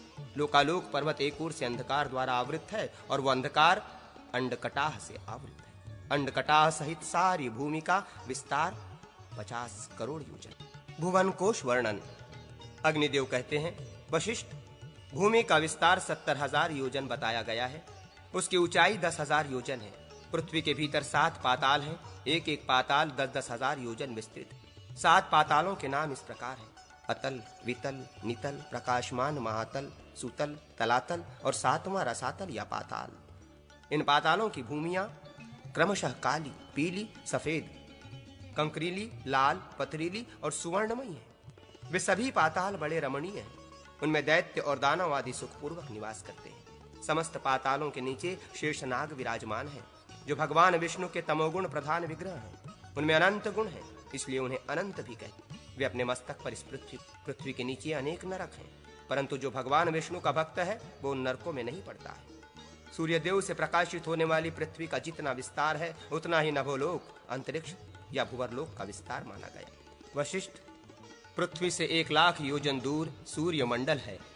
सूर्य से 1,00,000 योजन की दूरी पर चंद्रमा विराजमान है। चंद्रमा से 1,00,000 योजन ऊपर नक्षत्र मंडल प्रकाशित होता है। नक्षत्र मंडल से 2,00,000 योजन ऊंचे बुध विराजमान है। बुध से 2,00,000 योजन ऊपर शुक्र है। शुक्र से 2,00,000 योजन की दूरी पर मंगल का स्थान है। मंगल से 2,00,000 योजन ऊपर बृहस्पति है। बृहस्पति से 2,00,000 योजन ऊपर शनैश्वर का स्थान है। उनके 1,00,000 योजन ऊपर सप्तर्षियों का स्थान है। सप्तर्षियों से लाख योजन ऊपर ध्रुव प्रकाशित होता है। त्रिलोकी की इतनी ही ऊंचाई है, अर्थात त्रिलोकी भूभूर्व स्वः के ऊपरी भाग की चरम सीमा ध्रुव ही है। ध्रुव से कोटि योजन ऊपर महरलोक है, जहाँ कल्पांत जीवी भृगु आदि सिद्धगण निवास करते हैं। महरलोक से 2 करोड़ ऊपर जनलोक की स्थिति है, वहाँ सनद सनंदन आदि सिद्ध पुरुष निवास करते हैं। जनलोक से 8 करोड़ योजन ऊपर तपोलोक है, वहाँ वैराज नाम वाले देवता निवास करते हैं। तपोलोक से 96 करोड़ योजन ऊपर सत्यलोक विराजमान है। सत्यलोक में पुनः मृत्यु के अधीन न होने वाले पुण्यात्मा देवता एवं ऋषि मुनि निवास करते हैं। उसी को ब्रह्मलोक भी कहा गया है। जहाँ तक पैरों से चलकर जाया जाता है वो सब भूलोक है। भूलोक से सूर्यमंडल के बीच का भाग भुवरलोक कहा गया है। सूर्यलोक से ऊपर ध्रुवलोक तक के भाग को स्वर्गलोक कहते हैं। उसका विस्तार 14 लाख योजन है। यही त्रैलोक्य है और यही अंडकटाह से घिरा हुआ विस्तृत ब्रह्मांड है। यह ब्रह्मांड क्रमशः जल, अग्नि, वायु और आकाश रूप आवरणों द्वारा बाहर से घिरा हुआ है। इन सब के ऊपर अहंकार का आवरण है। ये जल आदि आवरण उत्तरोत्तर 10 गुने बड़े हैं। अहंकार रूप आवरण महतत्वमय आवरण से घिरे। महामुने, ये सारे आवरण एक से दूसरे के क्रम से 10 गुने बड़े हैं। महतत्व को भी आवृत करके प्रधान प्रकृति स्थिर है। वो अनंत है, क्योंकि उसका कभी अंत नहीं होता, इसलिए उसकी कोई संख्या अथवा माप नहीं है। मुने, वो संपूर्ण जगत का कारण है, उसे ही अपरा प्रकृति कहते हैं। उसमें ऐसे ऐसे असंख्य ब्रह्मांड उत्पन्न हुए हैं। जैसे काठ में अग्नि और तिल में तेल रहता है, उसी प्रकार प्रधान में स्वयं प्रकाश चेतनात्मा व्यापक पुरुष विराजमान। महाज्ञान मुने, ये संश्रय धर्मी परस्पर संयुक्त हुए प्रधान और पुरुष संपूर्ण भूतों की आत्मभूता विष्णु शक्ति से आवृत है। महामुने, भगवान विष्णु की स्वरूपा भूता व शक्ति ही प्रकृति और पुरुष के संयोग और वियोग में कारण है। वही सृष्टि के समय उनमें शोभ का कारण बनती है। जैसे जल के संपर्क में आई हुई वायु उसकी कर्णिकाओं में व्याप्त शीतलता को धारण करती है, उसी प्रकार भगवान विष्णु की शक्ति भी प्रकृति पुरुष में जगत को विष्णु शक्ति का आश्रय लेकर ही देवता आदि प्रकट होते हैं। वे भगवान विष्णु स्वयं ही साक्षात ब्रह्म हैं, जिनसे इस संपूर्ण जगत की उत्पत्ति होती है। मुनिश्रेष्ठ, सूर्य देव के रथ का विस्तार 9 सहस्र योजन है तथा उस रथ का इशादंड हर्षा इससे दूना बड़ा, अर्थात 18,000 योजन का। उसका धूरा 1.5 करोड़ 7 लाख योजन लंबा है। जिसमें उस रथ का पहिया लगा हुआ है, उसमें पूर्वाह्न, मध्याह्न और अपराह्न रूप 3 नाभियां हैं। संवत्सर, परिवत्सर, इडावत्सर, अनुवत्सर और वत्सर, ये 5 प्रकार के वर्ष उसके 5 अरे हैं। 6 ऋतुएं उसकी 6 नेमियां हैं और उत्तर दक्षिण 2 अयन उसके शरीर है। ऐसे संवत्सरमय रथ चक्र में संपूर्ण काल चक्र प्रतिष्ठित है। महामते, भगवान सूर्य के रथ का दूसरा धुरा 45,000 योजन लंबा है। दोनों धुरों के परिमाण के तुल्य ही उसके युगार्धों का परिमाण है। उस रथ के 2 धुरों में से जो छोटा है वो और उसका युगार्ध ध्रुव के आधार पर स्थित है। उत्तम व्रत का पालन करने वाला मुने गायत्री, बृहति, उष्णिक, जगति, त्रिष्टुप, अनुष्टुप और पंक्ति, ये 7 छंद ही सूर्यदेव के 7 घोड़े कहे गए हैं। सूर्य का दिखाई देना उदय है और उनका दृष्टि से ओझल हो जाना ही अस्तकाल है, ऐसा जानना चाहिए। वशिष्ठ, जितने प्रदेश में ध्रुव स्थित है, पृथ्वी से लेकर उस प्रदेश पर्यंत संपूर्ण देश प्रलय काल में नष्ट हो जाता है। सप्तर्षियों से उत्तर दिशा में ऊपर की ओर जहाँ ध्रुव स्थित है, आकाश में वो दिव्य एवं प्रकाशमान स्थान ही विराट रूपधारी भगवान विष्णु का तीसरा। पुण्य और पाप के क्षीण हो जाने पर दोष रूपी पंख से रहित संयत महात्माओं का यही परम उत्तम स्थान है। इस विष्णु पद से ही गंगा का प्राकट्य हुआ है, जो स्मरण मात्र से संपूर्ण पापों का नाश करने वाली है। आकाश में जो सुषुमार सुस की आकृति वाला ताराओं का समुदाय देखा जाता है, उसे भगवान विष्णु का स्वरूप जानना चाहिए। सुषुमार चक्र के पुच्छ भाग में ध्रुव के वो ध्रुव स्वयं घूमता हुआ चंद्रमा और सूर्य आदि ग्रहों को घुमाता है। भगवान सूर्य का वो रथ प्रतिमास भिन्न भिन्न आदित्य देवता, श्रेष्ठ मुनि, ऋषि, गंधर्व, अप्सरा, ग्रामणी, यक्ष, सर्प और राक्षसों से अधिष्ठित होता है। भगवान सूर्य ही सर्दी, गर्मी तथा जल वर्षा के कारण है। वे ही ऋग्वेद, यजुर्वेद और सामवेदमय भगवान विष्णु हैं। वे ही शुभ और अशुभ के कारण हैं। चंद्रमा का रथ 3 पहियों से युक्त, उस रथ के बाएं और दाएं भाग में कुंद कुसुम की भांति श्वेत रंग के 10 घोड़े जुते हुए। उसी रथ के द्वारा वे चंद्रदेव नक्षत्र लोक में विचरण करते हैं। 33,3333 देवता चंद्रदेव की अमृतमयी कलाओं का पान करते हैं। अमावस्या के दिन अमा नामक एक रश्मि कला में स्थित हुए पितृगण चंद्रमा की बची हुई 2 कलाओं में से एकमात्र अमृतमयी कला का पान करते हैं। चंद्रमा के पुत्र बुध का रथ वायु और अग्निमय द्रव्य का बना हुआ है। उसमें 8 शीघ्रगामी घोड़े जुते हुए हैं। उसी रथ से बुध आकाश में विचरण करते हैं। शुक्र के रथ में भी 8 घोड़े जुते होते हैं। मंगल के रथ में उतने ही घोड़े जोते जाते हैं। बृहस्पति और शनैश्वर के रथ भी 8-8 घोड़ों से युक्त हैं। राहु और केतु के रथों में भी 8-8 घोड़े ही जोते जाते हैं। विप्रवर, भगवान विष्णु का शरीर भूत जो जल है, उससे पर्वत और समुद्र आदि के सहित कमल के समान आकार वाली पृथ्वी उत्पन्न हुई। ग्रह, नक्षत्र, तीनों लोक, नदी, पर्वत, समुद्र और वन, ये सब भगवान विष्णु के ही स्वरूप हैं। जो हैं और जो नहीं है वो सब भगवान विष्णु ही हैं। विज्ञान का विस्तार भी भगवान विष्णु ही है। विज्ञान से अतिरिक्त किसी वस्तु की सत्ता नहीं है। भगवान विष्णु ज्ञान स्वरूप ही हैं। वे ही परम पद हैं। मनुष्य को वही करना चाहिए जिससे चित्त के लिए विशुद्ध ज्ञान प्राप्त करके वो विष्णु स्वरूप हो जाए। सत्य एवं अनंत ज्ञान स्वरूप ब्रह्म ही विष्णु है। जो इस भुवन कोश के प्रसंग का पाठ करेगा वो सुख स्वरूप परमात्म पद को प्राप्त कर लेगा। अब ज्योतिष शास्त्र आदि विद्याओं का वर्णन करूं। उसमें विवेचित शुभ और अशुभ सबके स्वामी भगवान श्री हरि। ज्योतिष शास्त्र का वर्णन, वर वधु के गुण और विवाहादि संस्कारों के काल का विचार, शत्रु के वशीकरण एवं स्तंभन संबंधी मंत्र, ग्रहण दान, सूर्य संक्रांति एवं ग्रहों की महादशा।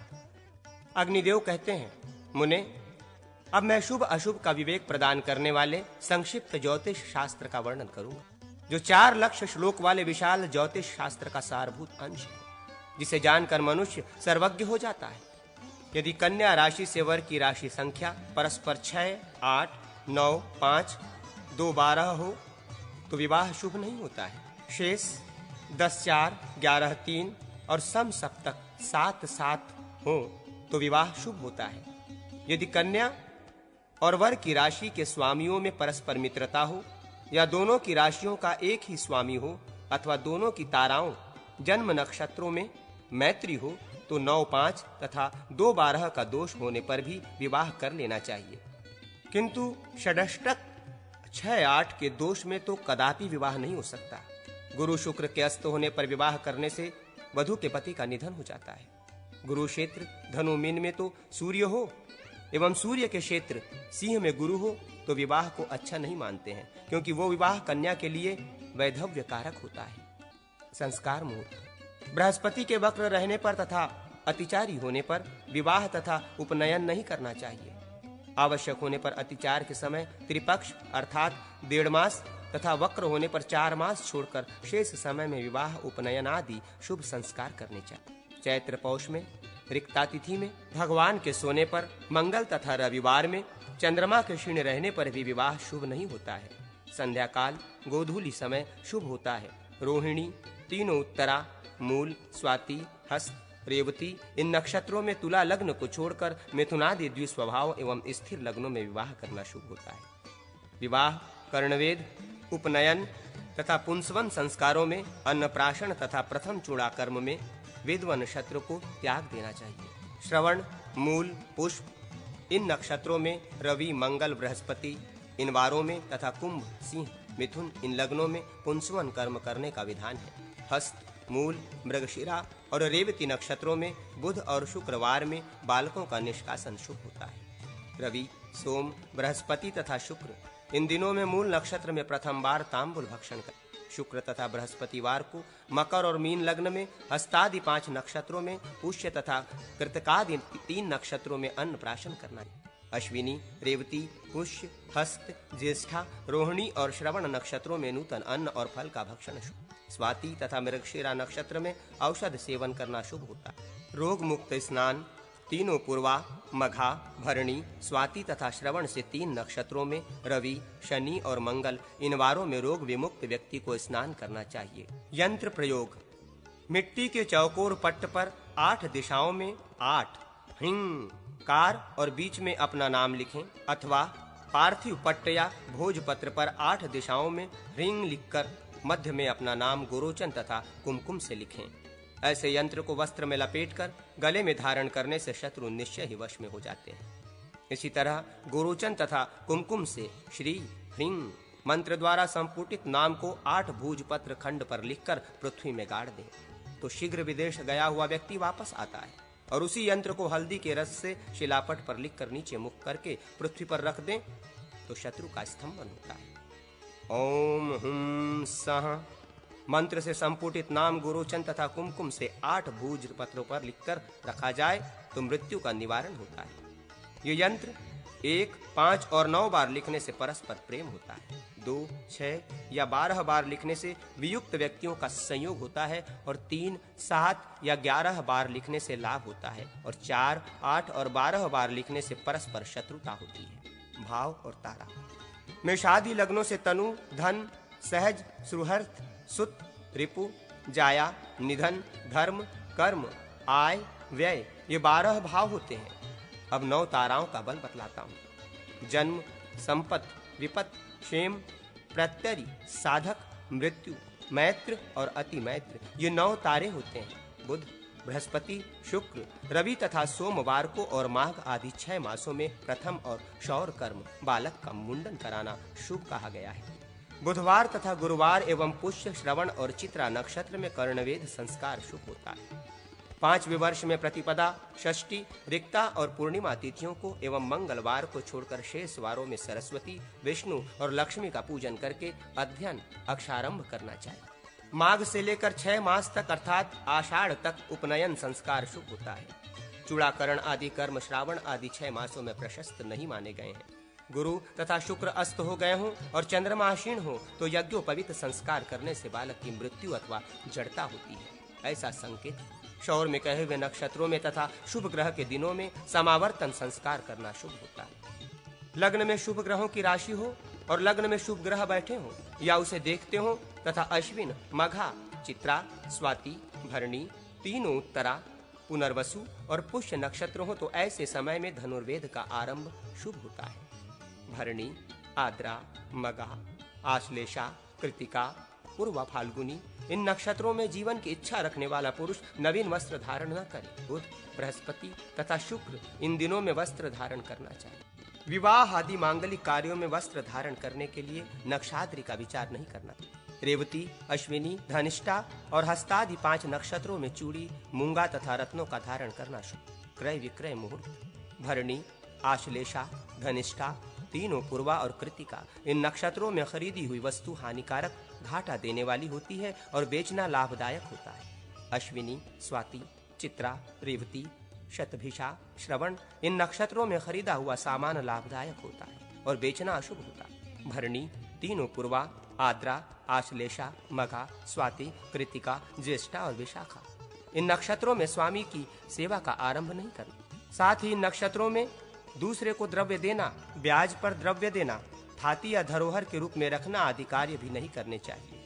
तीनों उत्तरा, श्रवण और ज्येष्ठा इन नक्षत्रों में राज्याभिषेक करना चाहिए। चैत्र, ज्येष्ठ, भाद्रपद, आश्विन, पौष और माघ इन मासों को छोड़कर शेष मासों में ग्रहारंभ शुभ होता है।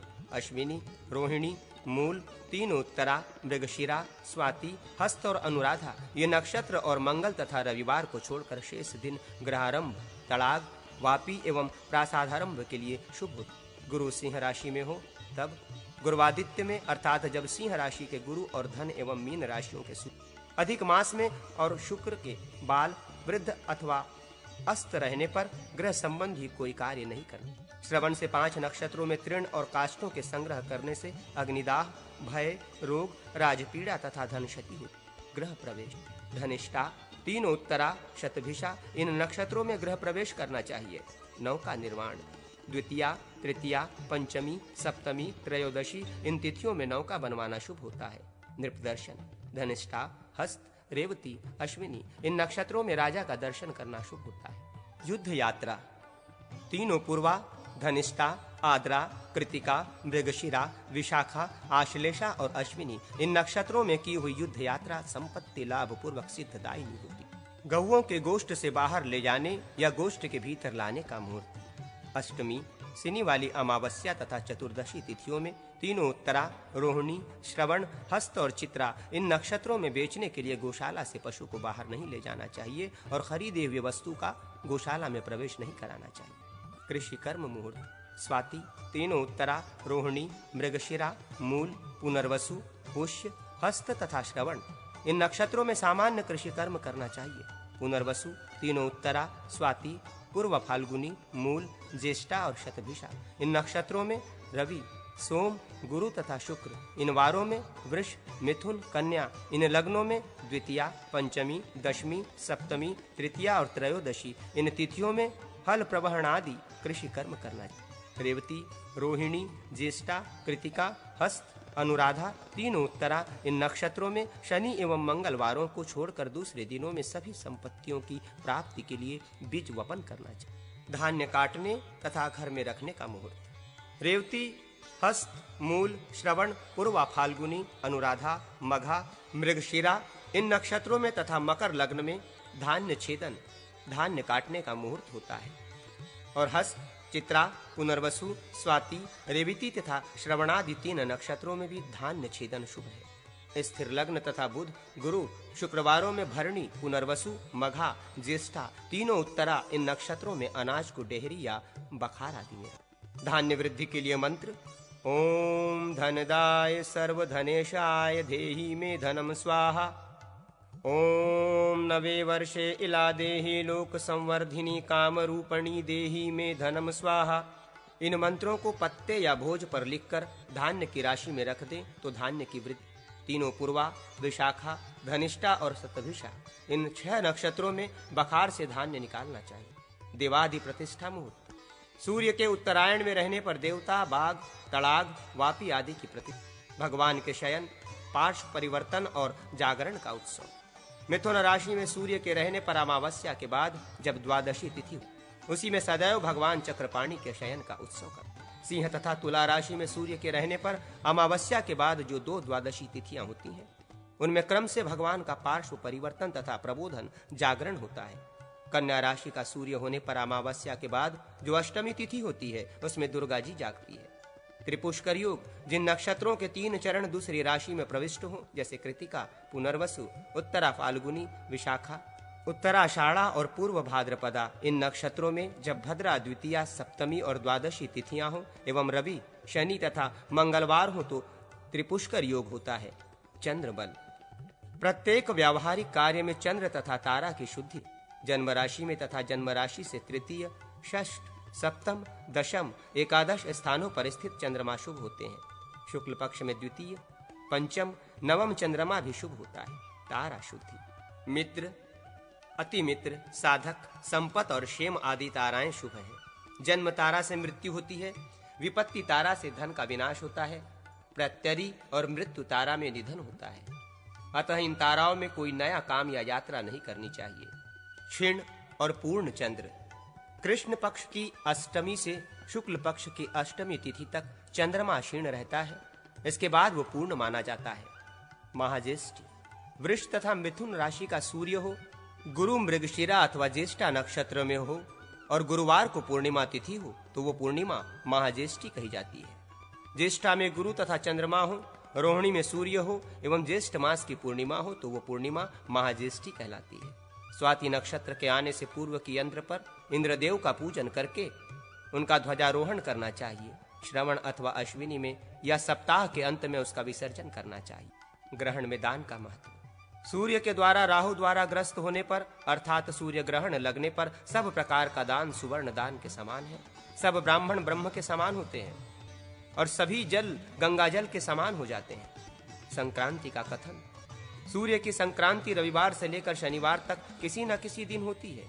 इस क्रम से उस संक्रांति के 7 भिन्न भिन्न नाम होते हैं, यथा घोरा, द्वादक्षी, महोदरी, मंदा, मंदाकिनी, जूता, मिश्रा तथा राक्षसी, कौलव, शकुनी और किंगस्तुंग। कर्णों में सूर्य आदि संक्रमण करें तो लोग सुखी हो। गर, वौ, वणिक, विष्टि और बालव, इन 5 कर्णों में यदि सूर्य संक्रांति बदले तो प्रजा राजा के दोष से संपत्ति के साथ पीड़ित। चतुष्पाद, तैतिल और नाग, इन कर्णों में सूर्य आदि संक्रमण करे तो देश में दुर्भिक्ष होता है। राजाओं में संग्राम होता है तथा पति पत्नी के जीवन के लिए भी संशय। रोग की स्थिति का विचार। जन्म नक्षत्र या आधान। जन्म से 19वें नक्षत्र में रोग उत्पन्न हो जाए तो अधिक क्लेशदायक होता है। कृतिका नक्षत्र में रोग उत्पन्न हो तो 9 दिन तक, रोहिणी में उत्पन्न हो तो 3 रात तक तथा मृगशिरा में हो तो 5 रात तक रहता है। आद्रा में रोग हो तो प्राणनाशक होता है। पुनर्वसु तथा पुष्य नक्षत्रों में रोग हो तो 7 रात तक बना रहता है। आश्लेषा का रोग नवरात तक रहता है। मघा का रोग अत्यंत घातक तथा प्राणनाशक होता है। पूर्वा फाल्गुनी का रोग 2 मास तक रहता है। उत्तरा फाल्गुनी में उत्पन्न हुआ रोग 3 दिनों तक रहता है। हस्त तथा चित्रा रोग 15 दिनों तक पीड़ा देता है। स्वाति का रोग 2 मास तक, विशाखा का 20 दिन, अनुराधा का रोग 10 दिन और ज्येष्ठ का 15 दिन रहता है। मूल नक्षत्र में रोग हो तो वो छूटता ही नहीं है। पूर्वाषाढ़ा का रोग 5 दिन रहता है। उत्तराषाढ़ा का रोग 20 दिन, श्रवण का 2 मास, धनिष्ठा का 15 दिन और शताभिषा का रोग 10 दिन। पूर्वा भाद्रपदा का रोग छूटता ही नहीं। उत्तरा भाद्रपदा का रोग 7 दिनों तक रहता है। रेवती का रोग 10 रात और अश्विनी का रोग 1 दिन रात मात्र रहता है, किंतु भरणी का रोग प्राणनाशक होता है। रोग शांति का उपाय। पंचधान्य, तिल और धृत आदि हवनीय सामग्री द्वारा गायत्री मंत्र से हवन करने पर रोग छूट जाता है और शुभ फल की प्राप्ति होती है तथा ब्राह्मण को दूध देने वाली गौ का दान करने से रोग का शमन हो जाता है। अष्टोत्तरी।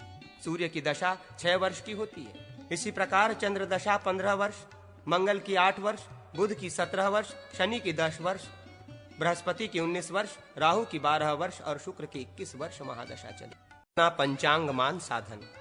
अग्निदेव कहते हैं, मुने, अब मैं वर्षा के समुदाय स्वरूप काल का वर्णन कर रहा हूँ और उस काल को समझने के लिए मैं गणित बतला रहा हूँ। ब्रह्मा दिनादि काल से अथवा सृष्टारंभ काल से अथवा व्यवस्थित शकारंभ से वर्ष समुदाय संख्या को 12 से गुणा करें। उसमें चैत्रादि गतमास संख्या मिला दें। उसे 2 से गुणा करके 2 स्थानों में रखें। प्रथम स्थान में 4 मिलाए, दूसरे स्थान में 865 मिलाए। इस तरह जो अंक संपन्न हो उस सगुण कहा गया है। उसे 3 स्थानों में रखें, उसमें बीच वाले को 8 से गुना करके फिर 4 से गुणित करें। इस तरह मध्य का संस्कार करके गोमूत्रिका क्रम से रखे हुए तीनों का यथास्थान संयोजन करें। उसमें प्रथम स्थान का नाम ऊर्ध्व, बीच का नाम मध्य और तृतीय स्थान का नाम अधः ऐसा रखें। अधः अंक में 388 और मध्यांक में 87 घटाएं। तत्पश्चात उसे 60 से विभाजित करके शेष को अलग लिखें। फिर लब्धि को आगे वाले अंक में मिलाकर 60 से विभाजित करें। इस प्रकार 3 स्थानों में स्थापित अंकों में से प्रथम स्थान के अंक में 7 से भाग देने पर शेष बची हुई संख्या के अनुसार रवि आदि वार निकलते हैं। शेष 2 स्थानों का अंक तिथि का ध्रुवा होता है। सगुण को 2 से गुणा करें, उसमें 3 घटाएं, उसके नीचे सगुण को लिखकर उसमें 30 जोड़ें। फिर भी 6, 12, 8 इन पलों को भी क्रम से तीनों स्थानों में मिला दें। फिर 60 से विभाजित करके प्रथम स्थान में 28 से भाग देकर शेष को लिखें। उसके नीचे पूर्वानित तिथि ध्रुवा को लिखें। सब को मिलाने पर ध्रुवा हो जाएगा। फिर भी उसी सगुण को अर्ध करें, उसमें 3 घटा दें, 2 से गुणा करें, मध्य को 11 से गुणा करें, नीचे में 1 मिलाएं, द्वितीय स्थान में 39 से भाग देकर लब्धि को प्रथम स्थान में घटाएं। उसी का नाम मध्य है। मध्य में 22 घटाएं, उसमें 60 से भाग देने पर शेष ऋण है। लब्धि को ऊर्ध्व में अर्थात नक्षत्र ध्रुवा में मिलाना चाहिए। 27 से भाग देने पर शेष नक्षत्र तथा योग का ध्रुवा हो जाता है। अब तिथि तथा नक्षत्र का मासिक ध्रुवा कह रहे हैं। 2, 32, 2, 0 ये तिथि ध्रुवा है और 2, 11, 2, 0 ये नक्षत्र ध्रुवा है। इस ध्रुवा को प्रत्येक मास में जोड़कर वार स्थान में 7 से भाग देकर शेष वार में तिथि का दंडफल समझना चाहिए। नक्षत्र के लिए 27 से भाग देकर अश्विन से शेष संख्या वाले नक्षत्र का दंडादि जानना चाहिए। पूर्वोक्त प्रकार से तिथ्यादिका का मान मध्यमान से निश्चित हुआ। उसे स्पष्ट करने के लिए संस्कार कहते हैं। चतुर्दशी आदि तिथियों में कही हुई घटियों को क्रम से ऋण धन तथा धन ऋण करना चाहिए। जैसे चतुर्दशी में 0 घटी तथा त्रयोदशी और प्रतिपदा में 5 घटी क्रम से ऋण तथा धन करना चाहिए। जैसे चतुर्दशी में 0 घटी तथा त्रयोदशी और प्रतिपदा में 5 घटी क्रम से ऋण तथा धन करना चाहिए एवं द्वादशी तथा द्वितीया में 10 घटी ऋण धन करना चाहिए। तृतीया तथा एकादशी में 15 घटी, चतुर्थी और दशमी में 19 घटी, पंचमी और नवमी में 22 घटी, षष्ठी तथा अष्टमी में 24 घटी तथा सप्तमी में 25 घटी धन ऋण संस्कार करना चाहिए। यह अंशात्मक फल चतुर्दशी आदि तिथि पिंड में करना होता है। अब कलात्मक फल संस्कार के लिए कहते हैं। कर्कादि 3 राशियों में 6, 4, 3, 6, 4, 3 तथा तुलादि 3 राशियों में विपरीत 3, 4, 6, 3, 4, 6 संस्कार करने के लिए खंडा होता है। केशव 50, खयुगा 40, मैत्रेन 12 इनको मेघादि 3 राशियों में धन करना चाहिए। कर्कादि 3 राशियों में विपरीत 12, 40, 50 का संस्कार करना चाहिए। तुलादि 6 राशियों में इनका ऋण संस्कार करना चाहिए। चतुर्गणित तिथि में विकलात्मक फल संस्कार करना चाहिए। गत तथा ऐश्य खंडाओं में अंतर से कला को गुणित करें। 60 से भाग दें। लब्धि को प्रथमोच्चार में ऋण फल रहने पर धन करें और धन रहने पर भी धन ही करें। द्वितीयोकाचारित्व वर्ग रहने पर विपरीत करना चाहिए। तिथि को द्विगुणित करें, उसका छठा भाग उसमें घटाएं। सूर्य संस्कार के विपरीत तिथि दंड को मिलाएं। ऋण फल को घटाने पर स्पष्ट तिथि का दंडादिमान होता है। यदि ऋण फल नहीं घटे तो उसमें 60 मिलाकर संस्कार करना चाहिए। यदि फल ही 60 से अधिक हो तो उसमें 60 घटाकर शेष का ही संस्कार करना चाहिए। इससे तिथि के साथ साथ नक्षत्र का मान होगा। फिर भी चतुर्गुणित तिथि में तिथि का त्रिभाग मिलाएं, उसमें ऋण फल को भी मिलाएं। तष्टित करने पर योग का मान होता है।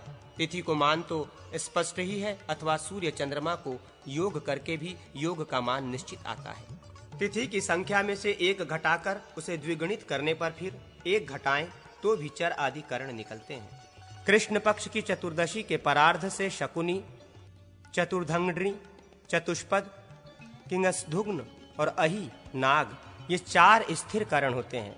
इस तरह शुक्ल पक्ष की प्रतिपदा तिथि के पूर्वार्ध में किंगसधुग्न करण होता है। युद्ध जयार्णव संबंधी विविध योगों का वर्णन। अग्निदेव कहते हैं, अब स्वर के द्वारा विजय साधन कह रहे हैं। मैं इस पुराण के युद्ध जयार्वण प्रकरण में विजय आदि शुभ कार्यों की सिद्धि सार वस्तुओं को, जैसे अ, ई, उ, ए, ओ ये 5 स्वर होते हैं। इन्हीं के क्रम से नंदा, भद्रा, जया, रिक्ता, पूर्णा आदि तिथियां होती हैं। क से लेकर ह तक वर्ण होते हैं और पूर्वोक्त स्वरों के क्रम से सूर्य, मंगल, बुध, चंद्रमा, बृहस्पति, शुक्र, शनि, मंगल तथा सूर्य, शनि ये ग्रह स्वामी होते हैं। 40 को 60 से गुणा करें, उसमें 11 से भाग दें। लब्धि को 6 से गुणा करके गुणनफल में फिर 11 से ही भाग दें। लब्धि को 3 से गुणा करके गुणनफल में 1 मिला दें तो उतनी ही बार नाड़ी के स्फुरण के आधार पर फल होता है। इसके बाद भी अहर्निश नाड़ी का स्फुरण होता ही है। उदाहरण जैसे 40 गुना 60 बराबर 2400, 2400 बटा 11 बराबर 219। उपलब्धि स्वपलारांतर से हुई, इसे 6 से गुणा किया तो 219 गुना 6 बराबर 1314 गुणनफल होता है। इसमें फिर 11 से भाग दिया तो 1314 भागित 11 119। लब्धि शेष 5, शेष छोड़ दिया। लब्धि 119 को 3 से गुणा किया तो गुणनफल 357 हुआ। इसमें 1 मिलाया तो 358 हुआ। इसको स्वल्पानंतर से 360 मान किया, अर्थात करमूलगत नाड़ी का 360 बार स्फुरण होने के आधार पर ही बल होते हैं, जिनका ज्ञान प्रकार आगे कहेंगे। इसी तरह नाड़ी का स्फुरण अहिर्निश होता रहता है और इसी मान से आकारादि स्वरों का उदय भी होता रहता है। अब व्यावहारिक काल ज्ञान कहते हैं। 3 बार स्फुरण होने पर उच्छ्वास होता है, अर्थात 1 अणु होता है। 6 श्वास का 1 पल होता है। 60 पल का 1 लिप्ता अर्थात 1 दंड होता है। यद्यपि लिप्ता शब्द कलावाचक है, जो कि ग्रहों के राश्यादि विभाग में लिया जाता है, फिर भी यहाँ कलामान के प्रकरण में लिप्ता शब्द से दंड ही लिया जाएगा। कला तथा दंड ये दोनों भचक्र के षट्यंश विभाग में ही लिए गए हैं। 60 दंड का 1 अहोरात्र होता है। उपर्युक्त अ, ई, उ, ए, ओ स्वरों की क्रम से बाल, कुमार, युवा, वृद्ध, मृत्यु ये 5 संज्ञाएं होती हैं। इसमें किसी एक स्वर के उदय के बाद पुनः उसका उदय 5वें खंड पर होता है। जितने समय से उदय होता है उतने ही समय से अस्त भी होता है। इनके उदय काल एवं अस्त काल का मान अहोरात्र के अर्थात 60 दंड के एकादशांश के समान होता है। जैसे 60 में 11 से भाग देने पर 5 दंड 27 पल लब्धि होगी, तो 5 दंड 27 पल उक्त स्वरों का उदयास्तमान होगा। किसी के स्वर के उदय के बाद दूसरा स्वर 5 दंड 27 पल पर उदय होगा। इसी तरह पांचों का उदय और अस्तमान जानना चाहिए। इनमें से जब मृत्यु स्वर का उदय हो तब युद्ध करने पर पराजय के साथ ही मृत्यु हो जाती है। अब शनि चक्र का वर्णन करते हैं। शनि चक्र में 15 दिनों पर क्रमशः ग्रहों का उदय हुआ करता है। इस पंचदश विभाग के अनुसार शनि का भाग युद्ध में मृत्युदायक होता है। विशेष जबकि शनि एवं राशि में 2.5 साल अर्थात 30 मास रहता है, उसमें दिन संख्या 900 हुई। 900 में 15 का भाग देने से लब्धि 60 होगी।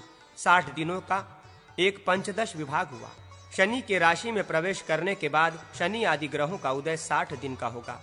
जिसमें उदय संख्या 4 बार होगी। इस तरह जब शनि का भाग आए उस समय युद्ध करना निषिद्ध है। अब कूर्म पृष्ठाकार शनि बिंब के पृष्ठ का क्षेत्रफल कहते 10 कोटि सहस्र तथा 13 लाख में इसी का दशांश मिला दें तो उतने ही योजन के प्रमाण वाले कूर्म रूप शनि बिंब के पृष्ठ का क्षेत्रफल होता है, अर्थात 11,14,30,000 11,14,30,000 योजन शनि बिंब पृष्ठ का क्षेत्रफल। विशेष ग्रथांतरों में ग्रहों के बिंब प्रमाण तथा कर्म प्रमाण योजन में ही कहे गए हैं। जैसे गणिताध्याय में भास्कराचार्य सूर्य तथा चंद्र का बिंब परिमाण कथन के अवसर पर यहाँ भी संख्या योजन के प्रमाण वाली ही लेनी चाहिए। मघा के प्रथम चरण से लेकर कृतिका के आदि से अंत तक शनि का निवास अपने स्थान पर रहता है, उस समय युद्ध करना ठीक नहीं होता। अब राहु चक्र का वर्णन करते हैं। राहु चक्र के लिए 7 खड़ी रेखा एवं 7 पड़ी रेखा बनानी चाहिए।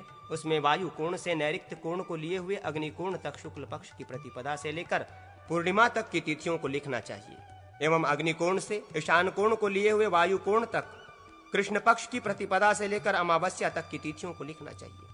इस तरह तिथि रूप राहु का न्यास होता है। रकार को दक्षिण दिशा में लिखें और हकार को वायु कोण में लिखें। प्रतिपदादि तिथियों के सहारे क करादि अक्षरों को भी लिखें। नैऋत्य कोण में सकार लिखें। इस तरह राहु चक्र तैयार हो जाता है। राहु मुख में यात्रा करने से यात्रा भंग होती है। अब तिथि के अनुसार भद्रा निवास की दिशा का वर्णन करते हैं। पौर्णमासी तिथि को भद्रा का नाम विष्टि होता है और वो अग्निकोण में रहती है। तृतीया तिथि को भद्रा का नाम कराली होता है और वो पूर्व दिशा में वास करती है। सप्तमी तिथि को भद्रा का नाम घोरा होता है और वो दक्षिण दिशा में निवास करती है। सप्तमी तथा दशमी तिथियों को भद्रा क्रम से ईशान कोण तथा उत्तर दिशा में, चतुर्दशी तिथि को वायव्य कोण में, चतुर्थी तिथि को पश्चिम दिशा में, शुक्ल पक्ष की अष्टमी तथा एकादशी को दक्षिण दिशा में रहती है। इसका प्रत्येक शुभ कार्यों में सर्वदा त्याग करना चाहिए। अब 15 मुहूर्तों का नाम एवं नामानुकूल कार्यों का वर्णन कर रहे हैं। रौद्र, श्वेत, मैत्र, सारभट, सावित्र, विरोचन, जयदेव, अभिजीत, रावण, विजय, नंदी, वरुण, यम, सौम्य, भव, ये 15 मुहूर्त हैं। रौद्र मुहूर्त में भयानक कार्य करना चाहिए। श्वेत मुहूर्त में स्नानादिक कार्य करना चाहिए। मैत्र मुहूर्त में कन्या का विवाह शुभ होता है। सारभट मुहूर्त में शुभ कार्य करना चाहिए। सावित्र मुहूर्त में देवों का स्थापन। विरोचन मुहूर्त में राजकीय कार्य। जयदेव मुहूर्त में विजय संबंधी कार्य तथा रावण मुहूर्त में संग्राम का कार्य करना चाहिए। विजय मुहूर्त में कृषि तथा व्यापार। नंदी मुहूर्त में षटकर्म। वरुण मुहूर्त में तड़ागादि और यम मुहूर्त में विनाश वाला कार्य करना चाहिए। सौम्य मुहूर्त में सौम्य कार्य करना चाहिए। भव मुहूर्त में दिन रात शुभ लग्न ही रहता है, अतः उसमें सभी शुभ कार्य किए जा सकते हैं। इस प्रकार ये 15 योग अपने नामानुसार शुभ तथा अशुभ होते हैं। अब राहु के दिशा संचार का वर्णन कर रहे हैं। दैनिक राहु, राहु पूर्व दिशा से वायु कोण तक, वायु कोण से दक्षिण दिशा तक, दक्षिण दिशा से ईशान कोण तक, ईशान कोण से पश्चिम तक, पश्चिम से अग्निकोण तक एवं अग्निकोण से उत्तर तक 3-3 दिशा करके 4 घटियों में भ्रमण करता है। अब औषधियों के लेपादि द्वारा विजय का वर्णन कर रहे हैं। चंडी, इंद्राणी, सिंधुवार, वाराही, वाराही कंद, मुशली, तालमूली, गिरिकर्णिका, अपराजिता, बला, कुट, अतिबला, कंघी, शीरी, सिरखोला, मल्लिका, मोतिया, जाति, चमेली, युथिका, जूही, श्वेतार्क, सफेद मदार, शतावरी, गुरुच, वागुरी, इन यथा प्राप्त दिव्य औषधियों को धारण करना चाहिए। धारण करने पर ये युद्ध में विजयदायिनी होती है। ओम नमो भैरवाय खड्ग पशु हस्ताय, ओम विघ्न विनाशाय, ओम हूं फट। इस मंत्र से शिखा बांधकर यदि संग्राम करें तो विजय अवश्य होता है। अब संग्राम में विजयप्रद तिलक, अंजन, धूप, उपलेप, स्नान, पान, तैल, योग चूर्ण, इन पदार्थों का वर्णन करता हूं। सुभगा, नील दुर्वा, मनहशिला, मैनसिल, ताल, हरताल, इनको लाक्षारस में मिलाकर स्त्री के दूध में घोंटकर ललाट में तिलक करने से शत्रु वश में हो जाता है। विष्णुक्रांता, अपराजिता, सर्पाक्षी, महेशकंद, सहदेवी, सहदेया, रोचना, गोरोचन, इनको बकरी के दूध में पीसकर लगाया हुआ तिलक शत्रुओं को वश में करना। प्रियंगु, नागकेसर, कुमकुम, कुष्ठ, मोहिनी, चमेली, तगर, धृत, इनको मिलाकर लगाया हुआ तिलक वश्यकारक होता है।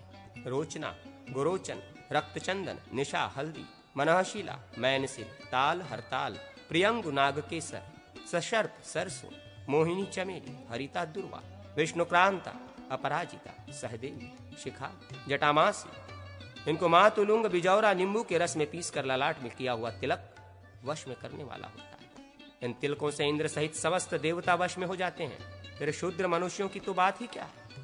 मंजिष्ठ, रक्तचंदन, कटुकंदा, सहिजन, विलासिनी, पुनर्नरवा, गदहपूर्णा, इनको मिलाकर लेप करने से सूर्य भी वश में हो जाते हैं। मलय चंदन, नागपुष्प, चंपा, मंजिष्ठ, तगर, वच, लोघ्र, पियंगु, नागकेसर, रजनी, हल्दी, जटामासी, इनके सम्मिश्रण से बना हुआ तैल वश में करने वाला होता है। युद्ध जयार्णवीय ज्योतिष शास्त्र का सार। अग्निदेव कहते हैं, अब मैं युद्ध जयार्णव प्रकरण में ज्योतिष शास्त्र की सारभूत वेला, समय, मंत्र और औषध आदि वस्तुओं का उसी प्रकार वर्णन करूंगा जिस तरह शंकर जी ने पार्वती से कहा। पार्वती जी ने पूछा, भगवान, देवताओं ने देवासुर संग्राम में दानवों पर जिस उपाय से विजय पाई थी उसका तथा युद्ध जयार्णवोक्त शुभाशुभ विवेकादि रूप ज्ञान वर्णन कीजिए।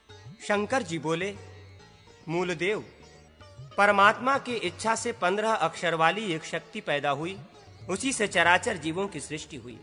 उस शक्ति की आराधना करने से मनुष्य सब प्रकार के अर्थों का ज्ञाता हो जाता है। अब 5 मंत्रों से बने हुए मंत्रपीठ का वर्णन करूंगा। वे मंत्र सभी मंत्रों के जीवन मरण में अर्थात अस्ति तथा नास्ति रूप से सत्ता में स्थित हैं। ऋग्वेद, यजुर्वेद, सामवेद, अथर्ववेद, इन चारों वेदों के मंत्रों को प्रथम मंत्र कहते हैं। सदोजातादि मंत्र द्वितीय मंत्र है एवं ब्रह्म, विष्णु तथा रुद्र ये तृतीय मंत्र के स्वरूप हैं। ईश, मैं, 7 शिखा वाले अग्नि तथा इंद्रादि देवता ये चौथे मंत्र के स्वरूप हैं। अ, ई, उ, ए, ओ ये 5 स्वर पंचम मंत्र के स्वरूप हैं। इन्हीं स्वरों को मूल ब्रह्म भी कहते हैं। अब 5 स्वरों की उत्पत्ति कह रहे हैं। जिस तरह लकड़ी में व्यापक अग्नि की प्रतीति बिना जलाए नहीं होती, उसी तरह शरीर में विद्यमान शिव शक्ति की प्रतीति ज्ञान के बिना नहीं होती। महादेवी पार्वती, पहले ओमकार स्वर से विभूषित शक्ति की उत्पत्ति हुई, तत्पश्चात बिंदु एकार रूप में परिणित हुआ, पुनः ओमकार में शब्द पैदा हुआ जिससे उकार का उद्गम हुआ। ये उकार हृदय में शब्द करता हुआ विद्यमान रहता है। अर्धचंद्र से मोक्ष मार्ग को बताने वाले इकार का प्रादुर्भाव हुआ। तदनंतर भोग तथा मोक्ष प्रदान करने वाला अव्यक्त अकार उत्पन्न हुआ। वही अकार सर्वशक्तिमान एवं प्रवृत्ति तथा निवृत्ति का बोधक है। अब शरीर में 5 स्वरों का स्थान कह रहे हैं। अस्वर शरीर में प्राण अर्थात श्वास रूप से स्थिर होकर विद्यमान रहता है, इसी का नाम इडा है। इकार प्रतिष्ठा नाम से रहकर रस रूप में तथा पालक स्वरूप में रहता है, इसे ही पिंगला कहते हैं। ईश्वर को क्रूरा शक्ति कहते हैं। हर बीज उकार स्वर में शरीर में अग्नि रूप से रहता है, यही समान बोधि का विद्या है, इसे गांधारी कहते हैं। इसमें दहनात्मिकता शक्ति है। एकार स्वर शरीर में जल रूप से रहता है, इसमें शांति क्रिया है तथा ओकार स्वर शरीर में वायु रूप से रहता है। ये अपान, व्यान, उदान आदि 5 स्वरूपों में होकर स्पर्श करता हुआ गतिशील रहता है। 5 स्वरों का सम्मिलित सूक्ष्म रूप जो ओमकार है वो शांत्यतीत नाम से बोधित होकर शब्द गुण वाले आकाश रूप में रहता है। इस तरह 5 स्वर अ, ई, उ, ए, ओ हुए, जिनके स्वामी क्रम से मंगल, बुध, गुरु, शुक्र तथा शनि ग्रह हुए। ककरादि वर्ण इन स्वरों के नीचे होते हैं। यही संसार के मूल कारण है। इन्हीं से चराचर सब पदार्थों का ज्ञान होता है। अब मैं विद्यापीठ का स्वरूप बतलाता हूँ, जिसमें ओमकार शिव रूप से कहा गया है और उमा स्वयं सोम अर्थात अमृत रूप से है। इन्हीं को वामा, ज्येष्ठा तथा रौद्र शक्ति भी कहते हैं। ब्रह्मा, विष्णु तथा रुद्र क्रमशः ये ही तीनों गुण हैं एवं सृष्टि के उत्पादक, पालक तथा संहारक हैं। शरीर के अंदर 3 रत्न नाड़ियां हैं, जिनका नाम स्थूल, सूक्ष्म तथा पर है। इनका श्वेत वर्ण है। इनसे सदैव अमृत टपकता रहता है, जिससे आत्मा सदैव आप्लावित रहता है। इस प्रकार उसका दिन रात ध्यान करते रहना चाहिए। देवी, ऐसे साधक का शरीर अजर हो जाता है तथा उसे शिव सायुज्य की प्राप्ति हो जाती है। प्रथमतः अंगुष्ठ आदि में, नेत्रों में तथा देह में भी अंगन्यास करें। तत्पश्चात मृत्युंजय की अर्चना करके यात्रा करने वाला संग्राम आदि में विजयी होता है। आकाश शून्य है, निराधार है तथा शब्द गुण वाला है। वायु में स्पर्श गुण है, वो तिरछा झुककर स्पर्श करता है। रूप की अर्थात अग्नि की उधर्व गति बतलाई गई है तथा जल की अधोगति होती है। सब स्थानों को छोड़कर गंध वाली पृथ्वी मध्य में रहकर सबके आधार रूप में विद्यमान है। नाभि के मूल में अर्थात मेरुदंड की जड़ में कंद के स्वरूप में श्री शिव जी सुशोभित हैं। वहीं पर शक्ति समुदाय के साथ सूर्य, चंद्रमा तथा भगवान विष्णु रहते हैं और पंच तन्मात्राओं के साथ 10 प्रकार के प्राण भी रहते हैं। कालाग्नि के समान दैवीप्यमान वो शिव जी की मूर्ति सदैव चमकती रहती है। वही चराचर जीवलोक का प्राण है। उस मंत्र पीठ के नष्ट होने पर वायु स्वरूप जीव का नाश समझना चाहिए।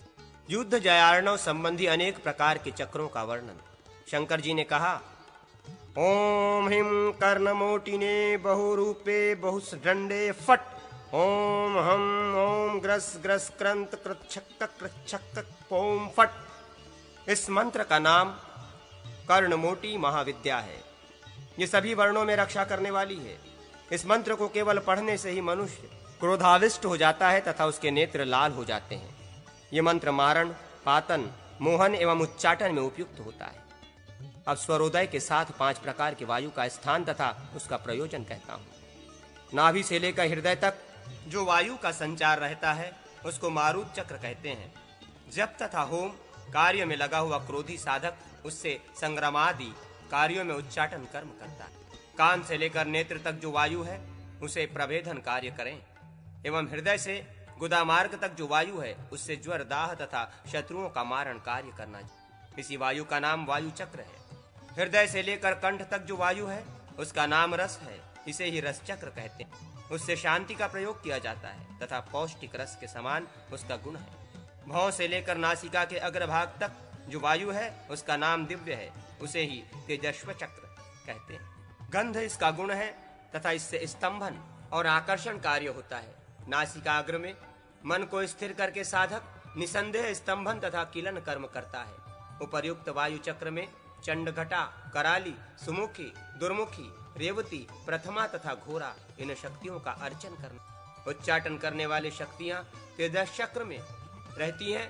सौम्या, भीषणी, देवी, जया, विजया, अजीता, अपराजिता, महाकोटि, महारौद्री, शुष्क काया, प्राणहरा ये 11 शक्तियां रस चक्र में रहती हैं। विरूपाक्षी, परा, दिव्या, 11 आकाश मातृकाएं संहारी, जातहारी, दृष्टनला, शुष्करेवती, पिपीलका, पुष्टिहरा, महापुष्टि, प्रवर्धना, भद्रकाली, सुभद्रा, भद्रभीमा, सुभुद्रिका, स्थिरा, निष्ठुरा, दिव्या, निष्कंपा, गदिनी और रेवती ये 32 मातृकाएं कहे हुए चारों चक्रों मारुत, वायु, रस, दिव्य में 8-8 के क्रम से स्थित रहे। सूर्य तथा चंद्रमा एक ही हैं तथा उनकी शक्तियां भी भूत भेद से एक ही है। जैसे भूतल पर नदी के जल के स्थान भेद से तीर्थ संज्ञा हो जाती है, शरीर के अस्थि पंजर में रहने वाला एक ही प्राण कई मंडलों चक्रों से विभक्त हो जाता है। जैसे वाम तथा दक्षिण अंग के योग से वही वायु 10 प्रकार का हो जाता है, वैसे ही वही वायु तत्व रूपी वस्त्र में छिपकर विचित्र मुंड के द्वारा कपाल रूपी ब्रह्मांड के अमृत का पान करता है। अब पंचवर्ग के बल से जिस प्रकार युद्ध में विजय होती है उसे सुनो। अ, आ, क, च, ट, त, प, य, श ये प्रथम वर्ग कहा गया है। ई, ख, छ, ठ, थ, फ, र, श ये द्वितीय वर्ग है। क, उ, ग, ज, ड, द, ब, ल, स ये तृतीय वर्ग है। ए, घ, झ, ढ, ध, भ, व, ह ये चौथा वर्ग है। ओ, औ, अम, अह, अंग, त्र्यंग, ण, न, म ये पंचम वर्ग है। ये 45 अक्षर मनुष्य के अभ्युदय के लिए हैं। इन वर्गों के क्रम से बाल, कुमार, युवा, वृद्ध और मृत्यु ये 5 नाम हैं। अब तिथि, वार और नक्षत्रों के योग से काल ज्ञान का वर्णन करें। आत्मपीड़, शोषक, उदासीन ये 3 प्रकार के काल होते हैं। मंगलवार को प्रतिपदा तिथि तथा कृतिका नक्षत्र हो तो वे प्राणी के लिए लाभदायक होते हैं। मंगलवार को षष्ठी तिथि तथा मघा नक्षत्र हो तो पीड़ाकारक होते हैं। मंगलवार को एकादशी तिथि और आद्रा नक्षत्र हो तो वे मृत्युदायक होते हैं। बुधवार द्वितीया तिथि तथा मघा नक्षत्र का योग एवं बुधवार सप्तमी तिथि और आद्रा नक्षत्र का योग लाभदायक होते हैं। बुधवार और भरणी नक्षत्र का योग हानिकारक होता है। इसी प्रकार बुधवार तथा श्रवण नक्षत्र के योग में काल योग होता है। बृहस्पतिवार तृतीया तिथि और पूर्वा फाल्गुनी नक्षत्र का योग लाभकारक होता है। बृहस्पतिवार अष्टमी तिथि, धनिष्ठा तथा आद्रा नक्षत्र एवं गुरुवार त्रयोदशी तिथि, आश्लेषा नक्षत्र ये योग मृत्युकारक होते हैं। शुक्रवार चतुर्थी तिथि और पूर्व भाद्रपदा नक्षत्र का योग श्री वृद्धि करता है। शुक्रवार नवमी तिथि और पूर्वाषाढ़ा नक्षत्र ये योग दुखाप्रद होता है। शुक्रवार द्वितीया तिथि और भरणी नक्षत्र का योग यमदंड के समान हानिकारक होता है। शनिवार पंचमी तिथि और कृतिका नक्षत्र का योग लाभ के लिए कहा गया है। शनिवार दशमी तिथि और आश्लेषा नक्षत्र का योग पीड़ाकारक होता है। शनिवार पूर्णिमा तिथि और मघा नक्षत्र का योग मृत्युकारक कहा गया है। अब दिशा तिथि से हानि लाभ कहते हैं। पूर्व, उत्तर, अग्नि, नैऋत्य, दक्षिण, वायव्य, पश्चिम, ईशान्य ये इनमें से एक दूसरे को देखते हैं। प्रतिपदा तथा नवमी आदि तिथियों में मेषादि राशियों के साथ ही रवि आदि वार को भी मिलाएं। ये योग कार्य सिद्धि के लिए होता है। जैसे पूर्व दिशा प्रतिपदा तिथि, मेघ लग्न रविवार, ये योग पूर्व दिशा के लिए युद्ध आदि कार्यों में सिद्धिदायक होता है। ऐसे और भी समझने चाहिए। मेष से 4 राशियां अर्थात मेष, वृष, मिथुन, कर्क एवं कुंभ ये लग्न पूर्ण विजय के लिए होते हैं। शेष राशियां मृत्यु के लिए होती हैं। सूर्यादि ग्रह तथा रिक्ता, पूर्णा आदि तिथियों का इसी तरह क्रमशः न्यास करना चाहिए, जैसा कि पहले दिशाओं के साथ कहा गया। सूर्य के संबंध में युद्ध में कोई उत्तम फल नहीं होता। सोम का संबंध संधि के लिए होता है। मंगल के संबंध से कलह होता है। बुध के संबंध से संग्राम करने से अभिष्ट साधन की प्राप्ति होती है। गुरु के संबंध से विजय लाभ होता है। शुक्र के संबंध से अभिष्ट सिद्ध होता है एवं शनि के संबंध से युद्ध में पराजय होती है। पिंगला पक्षी चक्र से शुभाशुभ कहते हैं। एक पक्षी का आकार लिखकर उसके मुख, नेत्र, ललाट, सिर, हस्ती, कुक्षी, चरण तथा पंख में सूर्य के नक्षत्र से 3-3 नक्षत्र लिखे। पैर वाले 3 नक्षत्रों में रण करने से मृत्यु होती है तथा पंख वाले 3 नक्षत्रों में धन का नाश होता है। मुख वाले 3 नक्षत्रों में पीड़ा होती है और सिर वाले 3 नक्षत्रों में कार्य का नाश होता है। कुक्षी वाले 3 नक्षत्रों में रण करने से उत्तम फल होता है। अब राहु चक्र कहते हैं। पूर्व से नैऋत्य कोण तक, नैऋत्य कोण से उत्तर दिशा तक, उत्तर दिशा से अग्नि कोण तक, अग्नि कोण से पश्चिम तक, पश्चिम से ईशान तक, ईशान से दक्षिण तक, दक्षिण से वायव्य कोण तक, वायव्य कोण से उत्तर तक 4-4 दंड तक राहु का भ्रमण होता है। राहु को पृष्ठ की ओर रखकर रण करना विजयप्रद होता है तथा राहु के सम्मुख रहने से मृत्यु। प्रिय, मैं तुमसे अब तिथि राहु का वर्णन करता हूँ। पूर्णिमा के बाद कृष्ण पक्ष की प्रतिपदा से अग्निकोण से लेकर ईशान कोण तक अर्थात कृष्ण पक्ष की अष्टमी तिथि तक राहु पूर्व दिशा में रहता है। उसमें युद्ध करने से जय होती है। इसी तरह ईशान से अग्निकोण तक और नैऋत्य कोण से वायव्य कोण तक राहु का भ्रमण होता रहता है। मेषादि राशियों को पूर्वादि दिशाओं में रखना चाहिए। इस तरह रखने पर मेष, सिंह, धनु राशियां पूर्व में, वृष, कन्या, मकर ये दक्षिण में, मिथुन, तुला, कुंभ ये पश्चिम में, कर्क, वृश्चिक, मीन ये उत्तर में हो जाती है। सूर्य की राशि से सूर्य की दिशा जानकर सम्मुख सूर्य में रण करना मृत्यु कारक होता है। भद्रा की तिथि का निर्णय बताते हैं। कृष्ण पक्ष में तृतीया, सप्तमी, दशमी तथा चतुर्दशी को भद्रा होती है। शुक्ल पक्ष में चतुर्थी, एकादशी, अष्टमी और पूर्णिमा को भद्रा होती है। भद्रा का निवास अग्निकोण से वायव्य कोण तक रहता है। अ, क, च, ट, त, प, य, श ये 8 वर्ग होते हैं, जिनके स्वामी क्रम से सूर्य, चंद्रमा, मंगल, बुध, बृहस्पति, शुक्र, शनि, राहु ग्रह होते हैं। इन ग्रहों के वाहन क्रम से गृध्र, उलुक, बाज, पिंगल, कौशिक, उलुक, सारस, मयूर, गोरंक नाम के पक्षी हैं। पहले हवन करके मंत्रों को सिद्ध कर लेना चाहिए। उच्चाटन में मंत्रों का प्रयोग पल्लव रूप से, वश, ज्वर एवं आकर्षण में पल्लव का प्रयोग सिद्धिकारक होता है। शांति तथा मोहन प्रयोगों में नमः करना ठीक होता है। पुष्टि में तथा वशीकरण में वौषट एवं मरण एवं प्रतिविनाश के प्रयोग में हुम कहना ठीक होता है। विद्वेषण तथा उच्चाटन में फट कहना चाहिए। पुत्रादि प्राप्ति प्रयोग में तथा दीप्ति आदि में वशट कहना चाहिए। इस तरह मंत्रों की 6 जातियां होती। अब हर तरह से रक्षा करने वाली औषधियों का वर्णन करूंगा। महाकाली, चंडी, वाराही, वाराहिकंद, ईश्वरी, सुदर्शना, इंद्राणी, सिंधुवार इनको शरीर में धारण करने से ये धारक की रक्षा करती है। बला, कुट, अतिबला, कंगी, भीरु, शतावरी अथवा कंटकारी, मूसली, तातमूली, सहदेवी, जाति, चमेली, मल्लिका, मोतिया, गारूड़ी, भृंगराज, भरकटैया, चक्ररूपा ये महाशौधियां धारण करने से युद्ध में विजयदायिनी होती हैं। महादेवी, ग्रहण लगने पर पूर्वोक्त औषधियों का उखाड़ना शुभदायक होता है। हाथी की सर्वांग संपन्न मिट्टी की मूर्ति बनाकर उसके पैर के नीचे शत्रु के स्वरूप को रखकर स्तंभन प्रयोग करना चाहिए अथवा किसी पर्वत के ऊपर जहाँ पर एक ही वृक्ष हो उसके नीचे अथवा जहाँ पर बिजली गिरी हो उस प्रदेश में वल्मीक की मिट्टी से एक स्त्री की प्रतिकृति। हे देवी, इस मंत्र से उस मृतिकामयी देवी की पूजा करके शस्त्र समूह का स्तंभन करना चाहिए। अब संग्राम में विजय दिलाने वाले अग्नि कार्य का वर्णन करूंगा। रात में शमशान में जाकर नंग धड़ंग शिखा खोलकर दक्षिण मुख बैठकर जलती हुई चिता में मनुष्य का मांस, रुधिर, विष, भूसी और हड्डी के टुकड़े मिलाकर नीचे लिखे मंत्र से 800 बार शत्रु का नाम लेकर हव। ओम नमो भगवती कौमारी लल लल लालय लालय घंटा देवी अमुक मारय मारय सहसा नमोस्तुते भगवती विद्ये स्वाहा। इस विद्या से हवन करने पर शत्रु अंधा हो जाता है। देवी, इस मंत्र को 38 बार जप कर लेने पर श्री हनुमान जी सब प्रकार के कार्यों को सिद्ध कर देते हैं। कपड़े पर हनुमान जी की मूर्ति लिखकर दिखाने से शत्रुओं का विनाश होता है। नक्षत्र संबंधी पिंड का वर्णन। शंकर जी कहते हैं, देवी, अब मैं प्राणियों के शुभाशुभ फल की जानकारी के लिए नक्षत्रिक पिंड का वर्णन करूंगा।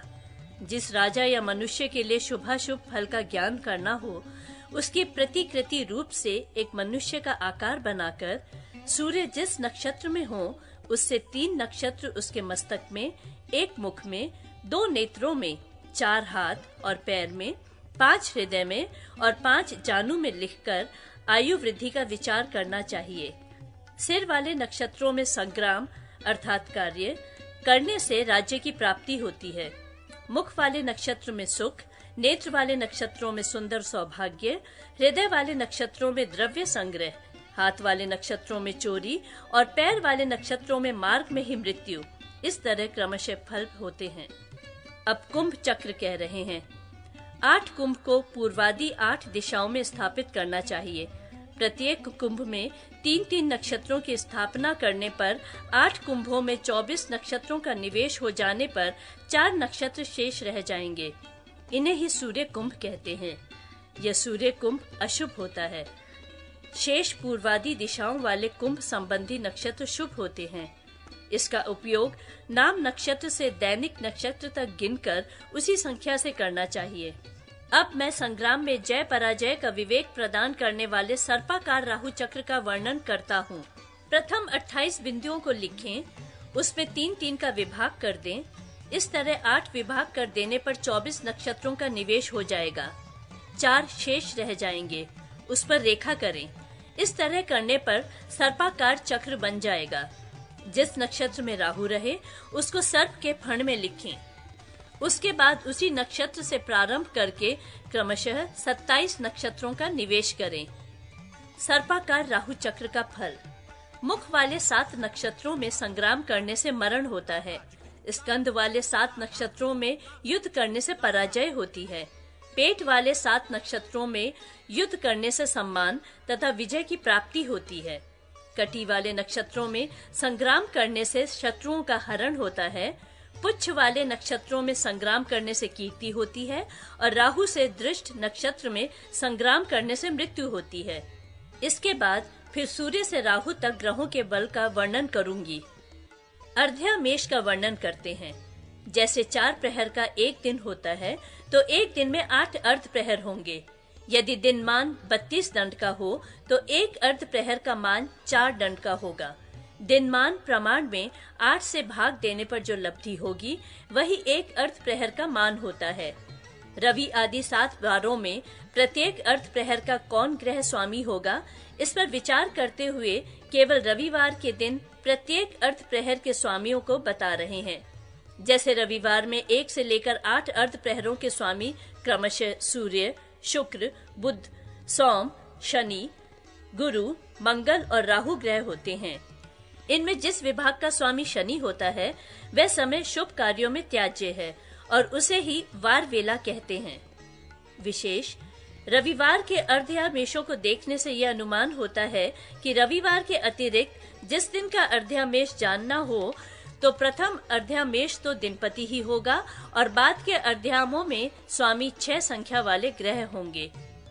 शनि, सूर्य तथा राहु को यत्न से पीठ पीछे करके जो संग्राम करता है वह सैन्य समुदाय पर विजय प्राप्त करता है तथा जुआ, मार्ग और युद्ध में सफल होता है।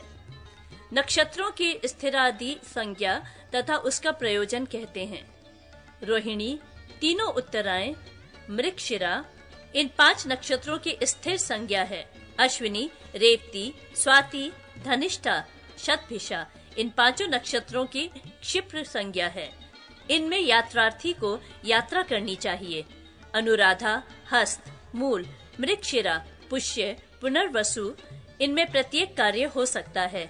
ज्येष्ठा, चित्रा, विशाखा तीनों पूर्वाएं, कृतिका, भरणी, मघा, आद्रा, आश्लेषा इनकी दारुण संज्ञा है। स्थिर कार्यों में स्थिर संज्ञा वाले नक्षत्रों को लेना चाहिए। यात्रा में क्षिप्र संज्ञक नक्षत्र उत्तम माने गए हैं। मृदु संज्ञक नक्षत्रों में सौभाग्य का काम तथा उग्र संज्ञक नक्षत्रों में उग्र काम करना चाहिए। दारुण संज्ञक नक्षत्र दारुण, भयानक काम के लिए उपयुक्त होते हैं। अब अधोमुख, तिर्यकमुख आदि नक्षत्रों का नाम तथा प्रयोजन कहती हूँ। कृतिका, भरणी, आश्लेषा, विशाखा, मघा, मूल तीनों पूर्वाएं ये अधोमुख नक्षत्र हैं। इनमें अधोमुख कर्म करना चाहिए। उदाहरणार्थ कूप, तड़ाग, विद्याकर्म, चिकित्सा, स्थापन, नौका निर्माण, कूपों का विधान, गड्ढा खोदना आदि कार्य इन्हीं अधोमुख नक्षत्रों में करना चाहिए। रेवती, अश्विनी, चित्रा, हस्त, स्वाति, पुनर्वसु, अनुराधा, मृगशिरा, ज्येष्ठा ये 9 नक्षत्र त्र्यंकमुख हैं। इनमें राज्याभिषेक, हाथी तथा घोड़े को पट्टा बांधना, बाग लगाना, गृह तथा प्रासाद का निर्माण, प्राकार बनाना, क्षेत्र, तोरण, ध्वजा, पताका लगाना इन सभी कार्यों को करना चाहिए। रविवार को द्वादशी, सोमवार को एकादशी, मंगलवार को दशमी, बुधवार को तृतीया, बृहस्पतिवार को षष्ठी, शुक्रवार को द्वितीया, शनिवार को सप्तमी हो तो दग्ध योग होता है। अब त्रिपुष्कर योग बतलाते हैं। द्वितीया, द्वादशी, सप्तमी 3 तिथियां तथा रवि, मंगल, शनि 3 वार ये 6 त्रिपुष्कर हैं तथा विशाखा, कृतिका दोनों उत्तरायण, पुनर्वसु, पूर्वा भाद्रपदा ये 6 नक्षत्र भी त्रिपुष्कर हैं। अर्थात शनि, रवि, मंगलवारों में द्वितीया, सप्तमी, द्वादशी में से कोई तिथि हो तथा उपर्युक्त नक्षत्रों में से कोई नक्षत्र हो तो त्रिपुष्कर योग होता है। त्रिपुष्कर योग में लाभ, हानि, विजय, वृद्धि, पुत्र जन्म, वस्तुओं का नष्ट एवं विनष्ट होना ये सब त्रिगुणित हो जाते हैं। अब नक्षत्रों की स्वक्ष, मध्याक्ष, मंदाक्ष और अंधाक्ष संज्ञा तथा प्रयोजन कहते हैं। अश्विनी, भरणी, आश्लेषा, पुष्य, स्वाति, विशाखा, श्रवण, पुनर्वसु ये दृढ़ नेत्र वाले नक्षत्र हैं और 10 दिशाओं को देखते हैं। इनकी संज्ञा स्वक्ष है। इनमें गई हुई वस्तु तथा यात्रा में गया हुआ व्यक्ति विशेष पुण्य के उदय होने पर ही लौटते हैं। दोनों आषाढ़ नक्षत्र, रेवती, चित्रा, पुनर्वसु ये 5 नक्षत्र केकर हैं अर्थात मध्याक्ष हैं। इनमें गई हुई वस्तु विलंब से मिलती है। कृतिका, रोहिणी, मृगशिरा, पूर्वा फागुनी, मघा, मूल, ज्येष्ठा, अनुराधा, धनिष्ठा, शतभिषा, पूर्वा भाद्रपदा ये नक्षत्र चिपिटाक्ष अर्थात मंदाक्ष हैं।